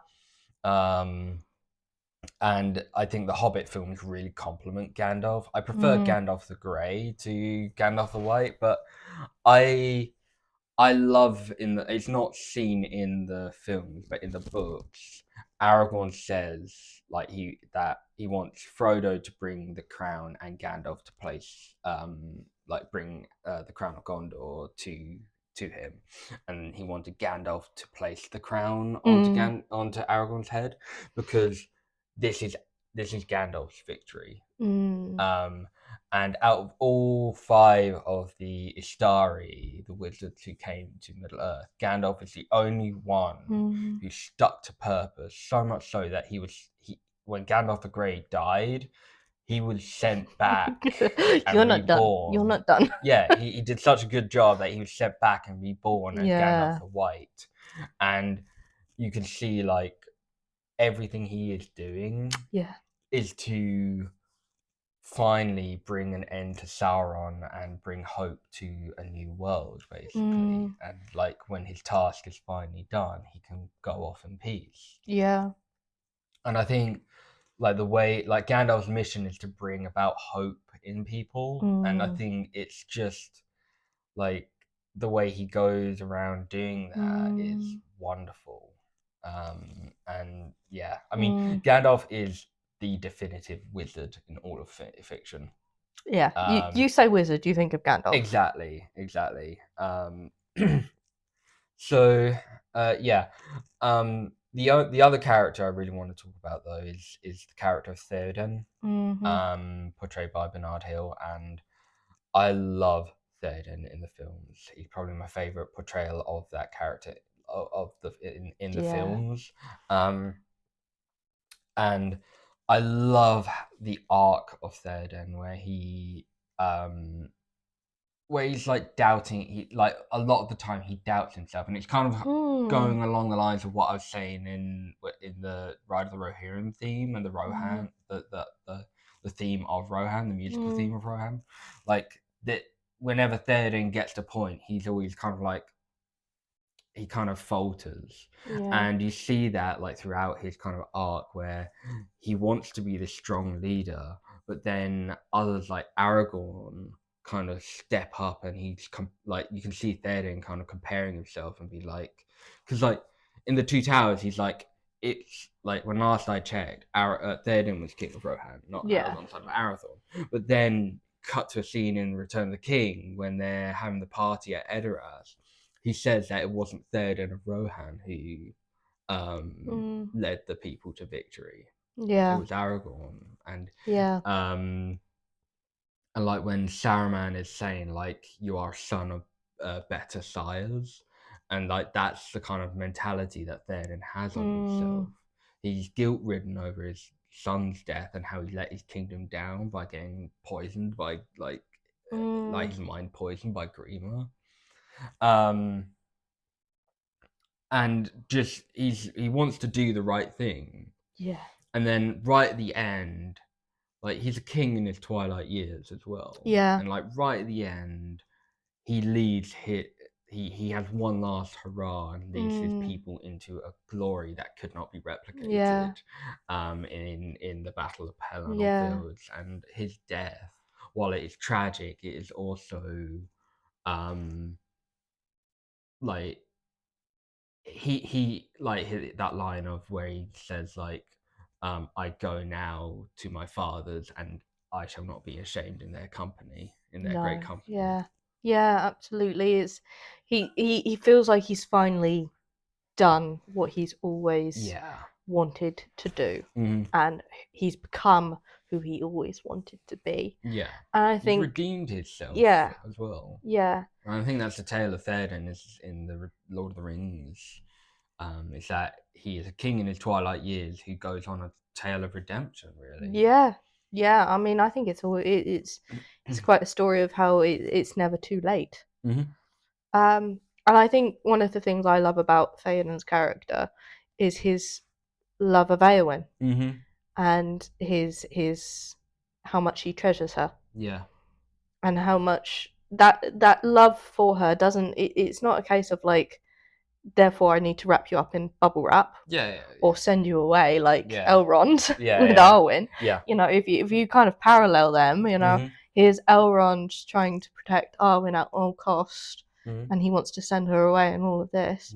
Whereas with and if you know Elrond's character, you know why. But with Theoden and Eowyn, he's got this almost admiration of her. It's this, you are so much more than I am. And you can be so much more than I am. You know, he talks in the final film about her being the one to lead. And that's not insignificant. He knows that he is unlikely to survive this, and like a lot of the people he's taking with them are not likely to survive the fight that's upcoming. So he needs someone who is better than him to lead Rohan and he thoroughly believes that it's Eowyn as well. It's this. I've used the word several times now. Softness. It is this softness that he has with Eowyn, but this really, really significant trust. Yeah, Like absolutely. he thoroughly trusts Eowyn with the fate of Rohan. Yeah. Which, you know, I think kind of gets kind of dismissed under the rug because she's not allowed to like go off into battle. Yeah. And I think that goes to show a bit of Eowyn's lack of foresight. You know, she kind of thinks view of the big picture. Yeah. View of the big picture. She thinks she's not being trusted to fight. Yeah. She's actually being trusted with something really much more significant, which is the fate of their kingdom. Yeah, I mean that's the character of Eowyn in the books and kind of the films as well is kind of it's a little of a bit of a sticking point for me with how Tolkien kind of wrote her, because sometimes it can look as if like Aragorn didn't want to be with her, so she just wants to go off and die in battle. Yeah. That's kind of how it can. I know there's a lot more nuance to it and a lot more depth, but like that's kind of one of the ways like she does come across. Yeah. But I think they did a good job in the films. Yeah. Again, expanding her role as, you know, wanting to be a shield maiden of Rohan. You know, that's who she was. She came from a long line of shield maidens. Yeah. So you kind of get a lot about her frustration a little bit more. Yeah, exactly. And like also she does have probably one of the best scenes in the Return of the King with like with defeating the Witch King of Angmar. Like, I am no man. I mean, I don't dislike her, but it's just like she does come across a bit whiny sometimes. I mean, like as I've said to you before, there's so many, like Gandalf and Theoden are my two favorite characters, but like so many, it's hard to pick favorites. I mean, an absolutely stellar cast of characters. Yeah, I mean, I feel like we're running out of time a little bit, but like, you know, it feels remiss not to talk about Viggo Mortensen's portrayal of Aragorn. Yeah. Or Elijah Wood's portrayal of Frodo. Hugo Weaving's Elrond. Yeah. Or like I can't remember his name. It's something David Faramir. His I can't remember. It's on the tip of my tongue. I can't remember. But like, I don't think I could cast a better group of actors and actresses as the characters from the Lord of the Rings. I think every single one of them have been perfectly cast. Christopher Lee is Saruman. I know he wanted to play Gandalf, but I don't think he could have played Gandalf like Ian McKellen does. And I think him playing Saruman was perfect casting for that. I mean, I'm just talking about casting. I mean, that is one of my favorite things about the film is that, I mean, now they're all very big names. Oh yeah. But at the time it was like you're good. Yeah, at the time it was you know, it was a mix of like big names and unknowns, Christopher Lee, Ian McKellen, Hugo Weaving, Ian Holm. Big names. And then you had like new faces like Sean Astin. Orlando Bloom. Yeah, Orlando Bloom, but Sean Astin, he's son of his dad was really famous, but then you had like Orlando Bloom, who's just his first gig. You know, and you know, I think the casting of it really delivered, and they were so thoughtful in their casting that it really did just line up so well. And the fact that they, you know, really drew on a wealth of talent. Absolutely. And like the likes of Ian McKellen, he'd never read The Lord of the Rings before, but as they were shooting the films, he had a copy of The Lord of the Rings in his pocket, ready to pull out and be like and refer to, and he became as much a Tolkien nerd as everyone else. Like one of my favorite things about the writer, like I know I keep harping on about this, but behind the scenes of the Ride of the Rohirrim, Peter Jackson wanted only people who had read the read the books to be part of that ride. Wow. So like it's not just the directing team and like the behind the scenes team, but like also the actors poured their absolute passion into it.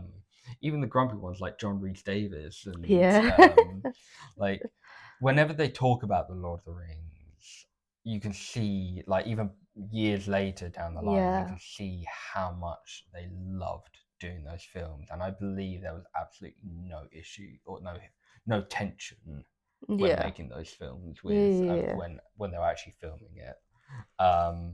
Like Dominic Monaghan and Billy Boyd have basically they've become Merry and Pippin. Merry and Pippin. Like they're inseparable. They do so many projects together. They've got a podcast. I mean, I love watching them together. They're so great. Yeah. And I like that they always come together to like the cast whenever there's something that, you know, needs advocated for, or they want to throw their weight behind, you know, fans. They do it. They absolutely do it. Yeah, absolutely. What was I going to say? Like it's really exciting to know that like Ian McKellen is going to come back as Gandalf for one more time. Like he's saying goodbye to his he's Magneto in Doomsday and as Gandalf. Like he's saying goodbye to his two arguably most famous roles. Like he's an incredible actor anyway. Like stage actor as well. But like to like come back and say goodbye to his like two his greatest roles is so like it's so it's lovely. It's lovely that really he's lovely. doing it. It's really exciting to kind of see him take up the mantle of Gandalf one more time. Yeah, absolutely. For the hunt for Gollum. Any other things you want to say? Again, casting and the characters. There's so much there's so much to talk about, and again, we could talk about it all day long. Yeah, exactly. But I think that covers it. Really covers a lot of the main points. Cool. All right. Well, let's move on, and we'll briefly go over our next kind of two topics. But our next one is music.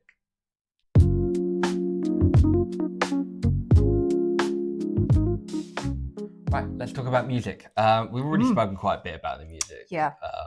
But Howard Shore has delivered some of the most iconic pieces of music to ever grace our ears. We'll talk about things like the Shire theme, Isengard, the Rohan theme, Gondor's theme, the lot of them. And I think like there's so many unique kind of pieces that like I used throughout everything. Like whenever people like do a Lord of the Rings sound video, they kind of use the Shire theme, don't they? Yeah, absolutely. That theme concerning hobbits. It is, I think, one of the most well recognized pieces of music, and it is so easily associated to the Lord of the Rings. Particularly hobbits, and I think that's it's great. I mean, people even use it not just not in reference to Lord of the Rings at all, but anything like cozy or like cottagecore related. Yeah, absolutely, and I think that has some real significance. Yeah. In relation to like the music, it goes to show how thoughtful the music was, and how the composition of that music really did have this influence in how the Lord of the Rings took shape on the screen. Yeah, absolutely. I mean, you talked about it with the Ride of the Rohirrim, but like the March of the Ents had the similar sort of, the music behind those scenes really did have this effect of bringing those scenes to life in a very evocative way, I think. Yeah, absolutely. I mean, neither of us are like musically talented, No, I'd say. no, no, I no. think that's fair to say. We can't read music or kind of know the nuances of how like bars and like notes and things like that. But like as very, I don't want to say casual listeners of music, but kind of listeners of music, I'd say. Yeah. I think like the Lord of the Rings soundtrack has got like when I listen to it on my MP3 player, Mm, and from like all the way through, I'm basically watching the film as it goes, yeah. um, and I love how distinct like certain themes are. So like you Yeah. got the kind of whimsy of the Shire theme, but then you You. take something Yeah. like the Isengard theme where they use like actual chains Yeah. and thumps, and like it speaks of like industry Yeah. and mechanics, Yeah. Absolutely. and then you throw in something like the Last March of the Ents, which feels like you're listening to something of an ancient power. Yeah. The elves always have this kind of ethereal, Mm. kind of enchanting music behind them, Yeah, yeah, and yeah. then when you go into Moria and it's like this deep dwarvish music, like Uh-huh. Uh-huh. each Like, people have this very unique yeah, music, yeah, which I exactly. love. Like I love the use of uh kind of deep male vocals in the Moria, like Yeah, music in Moria and like Khazad Doom. yeah, Um uh like the Nazgul theme, like that's got mm, lyrics to it. yeah, Like that scene where the Black Rider is flying over the dead marshes and yeah. you Oh, hear the Nazgul theme, like yeah. sweat that you can hear it building up, building up, building up, and then when you actually see the Nazgul on or the Black Rider on the Fell Beast in full, the music just Oh, like it really creates a sense of explodes. foreboding and Exactly. dread. Uh-huh. Like it really emphasizes the darkness Uh-huh. of the ring wraiths. Yeah, yeah. And I think that then also extends into the broader Mordor themes Mm-hmm. and that sort of thing. It's very heavy and it feels so foreboding and dangerous. Like you get a Yeah. real sense of this is evil. Mm-hmm. And I don't think I've ever Yeah, been there's able to associate music with evil before, but they really did. It really did kind of create this sense of I'm in danger, kind of, yeah, yeah, you know. absolutely. And like listening to kind of like it like Yeah. not when you're watching the film, but actually like listening to it out on its own. When you listen to pieces like the Siege of Gondor, which in the film kind of takes place when Gondor is getting attacked Yeah. and Minas Tirith is getting attacked. Throughout the whole piece, they've got this kind of like bomb, bomb, bomb, bomb, bomb, bomb, like war drums, kind of Yeah. like going on. Like Yeah. you're watching basically a war film at this point. Mhm. Um, like when the Mumakil, when they kind of come on screen, they have these deep kind of bomb, bomb, bomb, bomb, bomb Yeah. build up to when the Rohirrim kind of like charge in. Like there's so much. Like Howard Shore is a real genius when it comes to his music, and um, I think he really kind of knocked it out of the Mm. park all throughout the films. Like Rohan's kind of Viking kind of style Yeah. violins, Yeah.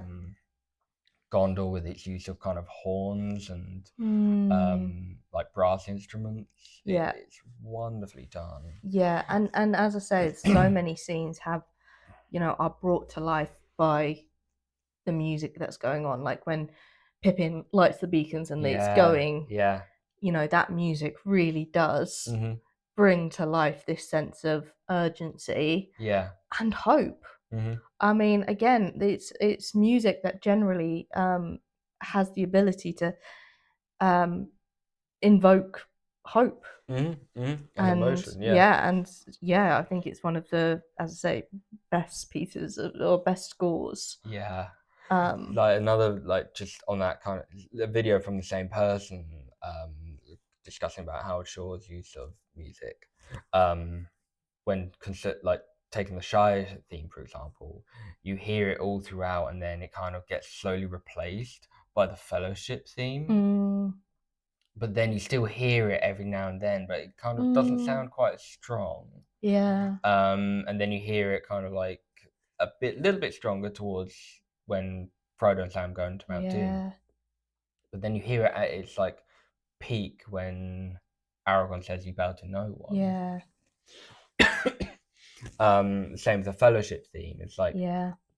the scene when they leave Rivendell and you got it building up, and then you get that wonderfully iconic scene of the Fellowship going over that kind of hill one by one, and it's like the Fellowship theme in full glory. Yeah. And then you hear it again in when they're running away from the Balrog. And then all throughout Aragorn, Legolas, and Gimli's journey, you hear the Fellowship theme. It kind of evolves into the Three Hunters theme. Yeah. And then once again, you hear it at its peak at the Black Gate when Aragorn says for Frodo, and then he charges in, and you hear a fully orchestral version of, like, with vocals and everything, of the Fellowship theme. Yeah. Honestly, it's. I think it is so easy to understate how impressive Howard Shore's score was for The Lord of the Rings.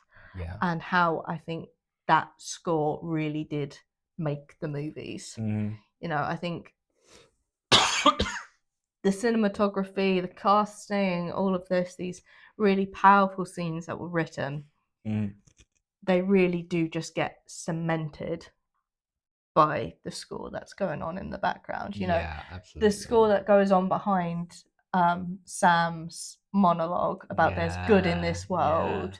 You know, it really does hammer home that sense of, yes, there's good in this world.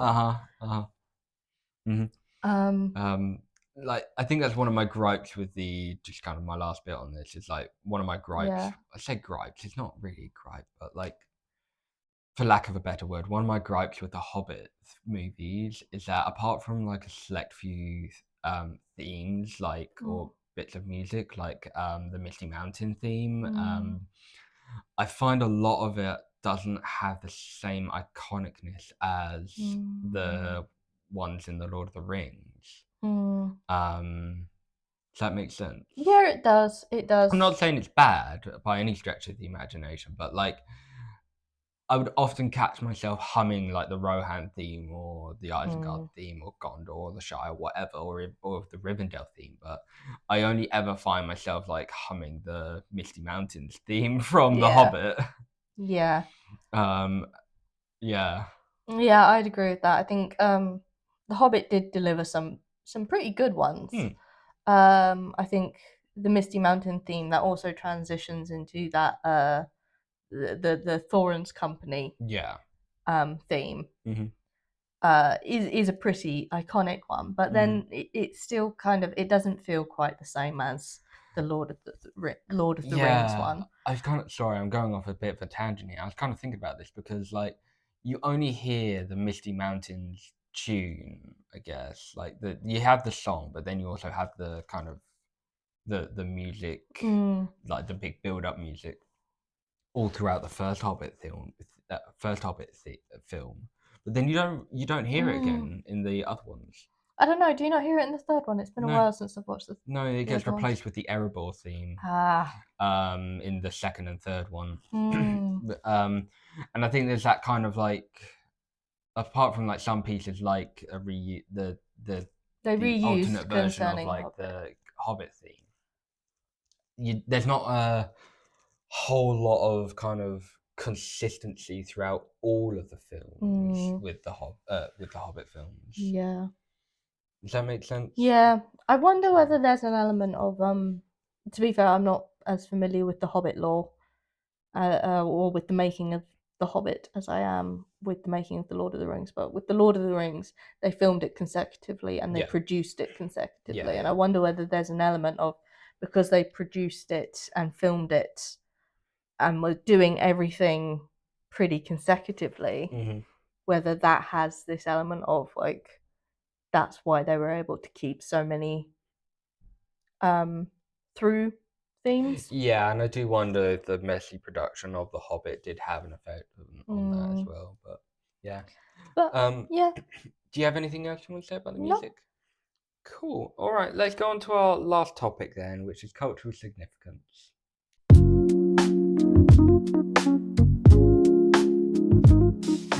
Right, let's move on to our final topic in this absolutely mammoth video. Or you could say mummock episode. Ha ha ha. Anyway. Cultural significance. So I think this topic is going to be a bit up in the air as how we're going to structure it, but I think it's hard to not talk about the Lord of the Rings. Like the books in of themselves are a cultural icon, but I think the films themselves in the past like over the past 25 years have become a staple as an iconic trilogy, and I think they're a timeless classic. Absolutely. I don't think you could have a set of films made before or after with the quality that they have. No, absolutely not. I think the thing about the Lord of the Rings is that it was pioneering in of its time for CGI, and it relied so much on practical effects as well. Yeah. And that blend of CGI with practical effects has made it stand up. You know, I think, when we were watching it on the big screen, there was a few things that, on a little screen you don't really notice so much. Yeah. That you're like, oh, that's aged. Yeah, but even then, you can kind of forgive it for starting to age after 25 years, because I mean, I don't know about you, but like after 25 years, I feel like I've aged. You have. Um, But yeah, I mean, it's saying that it has taken a very long time for that age to show, yeah. considering that it was very pioneering in its practical and CGI effects. And like as we said earlier, like even things like Gollum and the Balrog and the Ents, they still hold up today. The Mummock kills still hold up today. Like the team were really restrained in their use of CGI. But what they did when they did use it, they used it in a way that just was so really well done and like very high quality. seamless. Like you really have to kind of be looking and paying attention to kind of spot those kind of moments of kind of like, oh, that's aged a bit.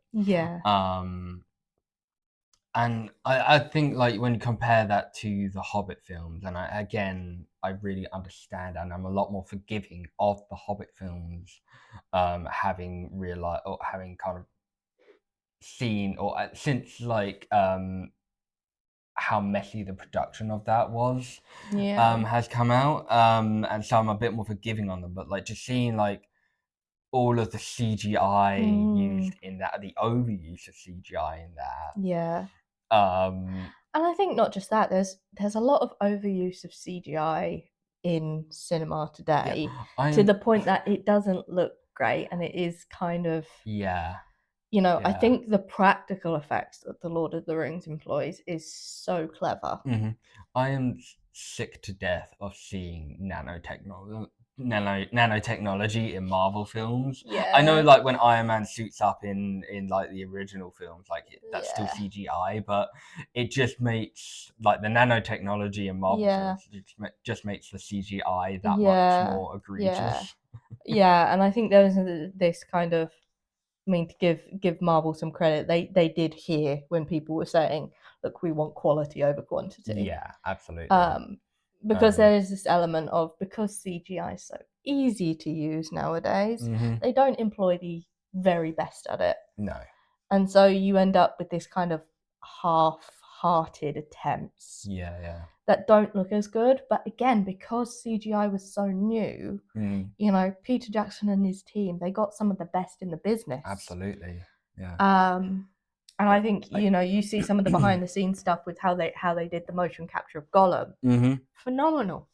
Fantastic. And it put hundreds of hours into making Gollum look so lifelike. Yeah, and like, I mean, that kind of motion capture technology, while it was a bit kind of like in its infancy prior to this, like, it was really like the Lord of the Rings really made that kind of use of technology. Like, you see it in video games now, you see it in films now. Like, motion capture technology was pioneered to fine art with the Lord of the Rings, and you can see why, because like, and why they won so many awards with their CGI alone. I mean, I was looking it up, and the Lord of the Rings won a total of 17 Academy Awards out of 30 nominations.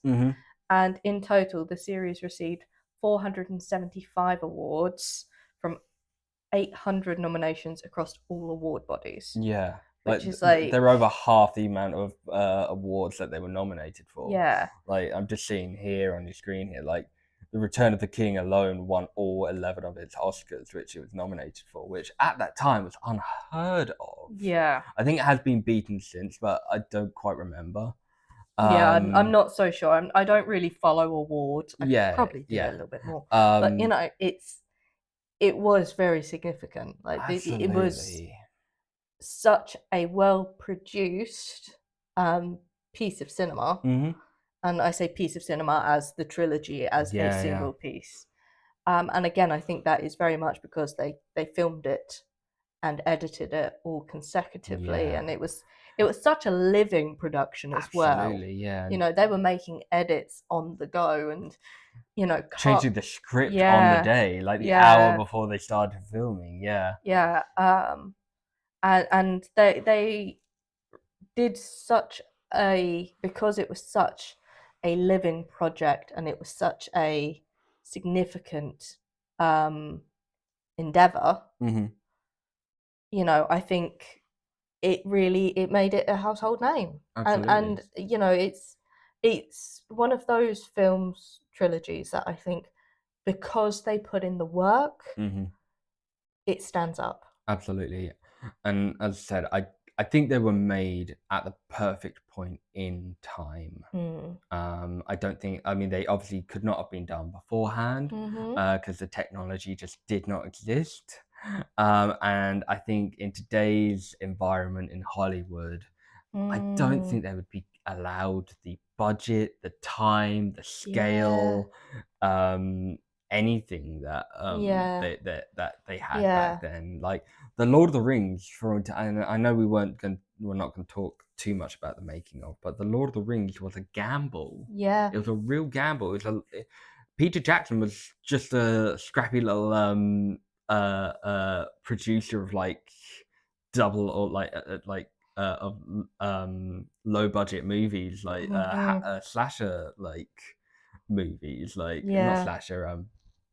I can't. He basically did horror, didn't he, or something like that? I can't remember. I can't remember. But I'm he not certainly was not in the caliber of Yeah. someone who would be considered capable of doing the Lord of the Rings. But I think this, again, it comes back to the fact that not only did they put so much hard work into the Lord of the Rings production, it was also a production of love. It was a love project. Yeah, absolutely. You know, Peter Jackson and Fran Walsh loved the Lord of the Rings. Yeah. And, you know, Peter Jackson he always thought that he would one day, someone would make a film of it, and he'd one day go and watch it. And over the years, just no one did, and he just was like, well, someone's got to make a film of it, so it's got to be me. Yeah. And I think this is he initially only wanted to, like, set out to only make 2 films. Yeah. And it wasn't until one company said, like, it's got to be done in 1 film. Absolutely impossible. Yeah. And then it wasn't until he went to New Line Cinema that they're like, there's 3 books, isn't there? Yeah, 3 books, 3 films. Yeah. But yeah, I mean, I think because it was a project of love, again, the quality of it. Yeah, to do like 4 years of pre-production Yeah. before the cameras started rolling really kind of paid off. Yeah. I mean, like you see it in interviews all the time, not just from the main cast members, but from anyone who worked on it. I've recently been watching like clips from a guy who worked on the sound department and was saying like how they got like like he was archiving a bunch of like sound, not music, but sound Yeah. effects. And he was saying like how they went about getting things like the fell beasts death Wow. like Oh, wow. noises, or how they got the Balrog. Like the Balrog is basically a giant cinder block that was dragged along some wood, like it's raw. Wow. So, and he was showing like how they did that, and like Wow. playing like the raw footage and then the edited footage, Wow. the not footage, but the raw audio and then the edited audio, and like every single like aspect and sinew of these films were from all across the production team and cast and directing team, the costume designers, like the costume designers like making like they acid etched Theoden's the inside of Theoden's armor, Yeah. something that we as the audience would never see, but No. Bernard Hill felt like a king when he wore it. Yeah. And was able to then project that into his Yeah, acting. exactly. Yeah. So everything about those films was done with such passion and labor of love. You Yeah. would like there was like people who made thousands, and like Weta Workshop. I would love to just like visit there, because like you have people making thousands and thousands of like chainmail shirts Yeah, by gosh, yeah, hand, yeah, linking them in, and they were saying like it's the best job in the world. Like yeah. it just wouldn't you wouldn't see that kind of stuff No, nowadays. Like, no. But I think, because of that labor of love, The Lord of the Rings has become effectively a timeless classic. mhm, I think even where it's starting to show its age a little bit, I think it's yeah, one of those things that is utterly forgivable because it just it stands the test of time. yeah, And then when you throw on top of that this almost timeless messaging mhm, from the Lord of the Rings, these themes that, feel all the more important now, mhm, um, it feels so incredibly poignant. yeah, w- I mean, I've seen so many people who have leaned on, Samwise's, there's good in this world and it's mm, worth fighting for. So many people who have, you know, listened to, Gandalf's, not all those who wander are lost. yeah, yeah. There's so many iconic lines and All you have to decide is sentiments, what to do with the time that's given to yes, you. Yeah, that just make people feel that it's something they can draw on. yeah, The Lord of the Rings is fundamentally a story about hope. mhm, It is it's a story about hope. It's a story about, you know, the little guy doing what is right. yeah. That people Just draw on everyday it. people as well. Everyday people, that an everyday sort of person can make a huge difference. Mm, And so many people feel that it is special. yeah, And I think that is why The Lord of the Rings, you know, 25 years after the fact of the trilogy, has, really kind of stood the test of time and, mm, is, still so important to so many people. yeah. I think, as I said earlier, like it's a real privilege to have grown up when those Mm, films were coming out, and we as a human race are so lucky to live in a time where we get to experience like the books and the films and mm, everything around it. yeah, Like I genuinely can't, like there's so many like people whose lives have been touched by these films. Like yeah, Tolkien is the godfather of fantasy. yeah, And fantasy was forever changed when he put pen to paper. yeah, But I would also argue that the sight of fantasy changed when the Lord of the Rings films came out. Yeah. Like the visuals of fantasy changed. Yeah. And the expectation of what you can expect from a fantasy Yeah. world visually, like on in games or Yeah. film or TV, everything is like everything has a kind of basis in what Peter Jackson and his team did for the Lord of the Rings, in terms of the style of it. Yeah. I don't think I can think of any kind of fantasy thing that I've experienced since those trilogies came out that haven't kind of mirrored it in a way. Yeah. Yeah. Like Game of Thrones, like it you can see the film Lord of the Rings film elements in that. It's not taken away from like fantasy creators like doing No. like, because the worlds are their worlds, but you Yeah. can see the inspiration from both the Lord of the Rings books and the films in their Yeah. worlds. And I think everything is like fantasy, everything fantasy nowadays is a rightful tribute to those books Yeah. and films. Yeah. And I think something that gets kind of undercut by the films, or kind of gets missed by the films, is that there's so many people who have only seen the films. They've not gone on to read the books. And I think it is one of the only trilogies. Yes, it did. It missed loads from the books. No one's, that's a given. If we'd gone to see an extended edition that had everything from the books, we'd still be there today. Okay, and we watched it a month ago. So it's one of those things of, to do a book to film adaptation, things have to get changed. Yeah, it's unrealistic to expect one and to one. also why would you?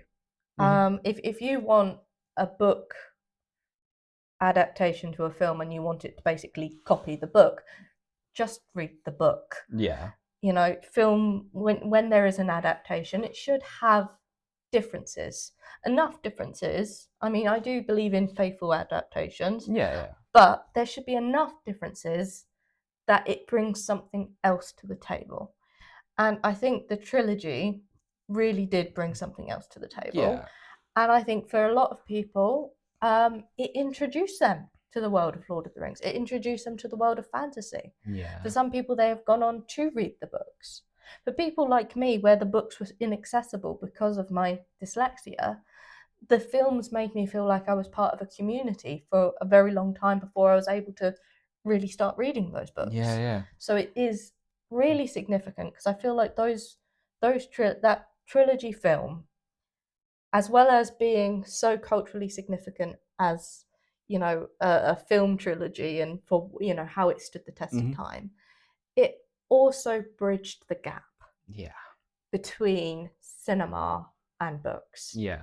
And I think it is one of the best book to film adaptations that I've ever seen. Absolutely, I would agree with that 100%. And I think a lot of people like us have very, very, very fond memories of the Lord of the Rings. Even those who came to it later on, like, and watched it later on, and like watched it with their parents or something like that. Like, it's touched so many lives, and I think it's an understatement that the community it has built around it has such a shared love of like the films, like, and the books. And I don't think I can imagine a world without the Lord of the Rings in it. Yeah, me neither.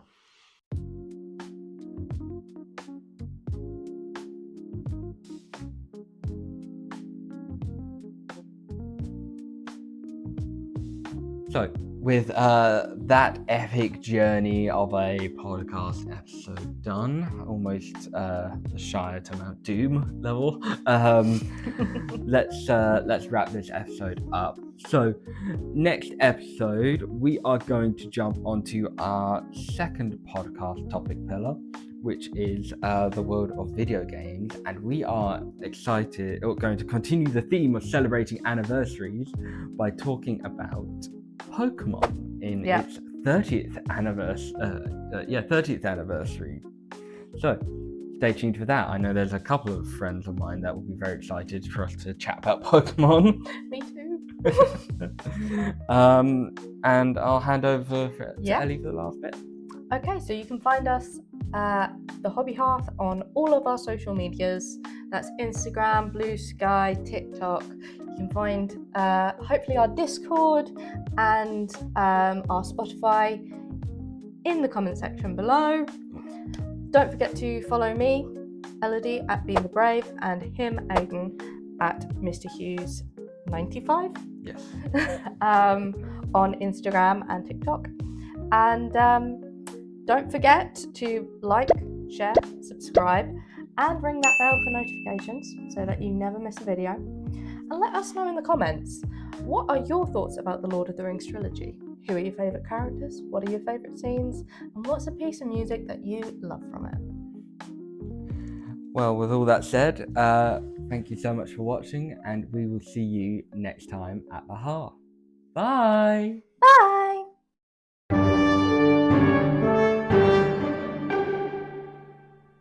I needed my beard, my Gandalf beard.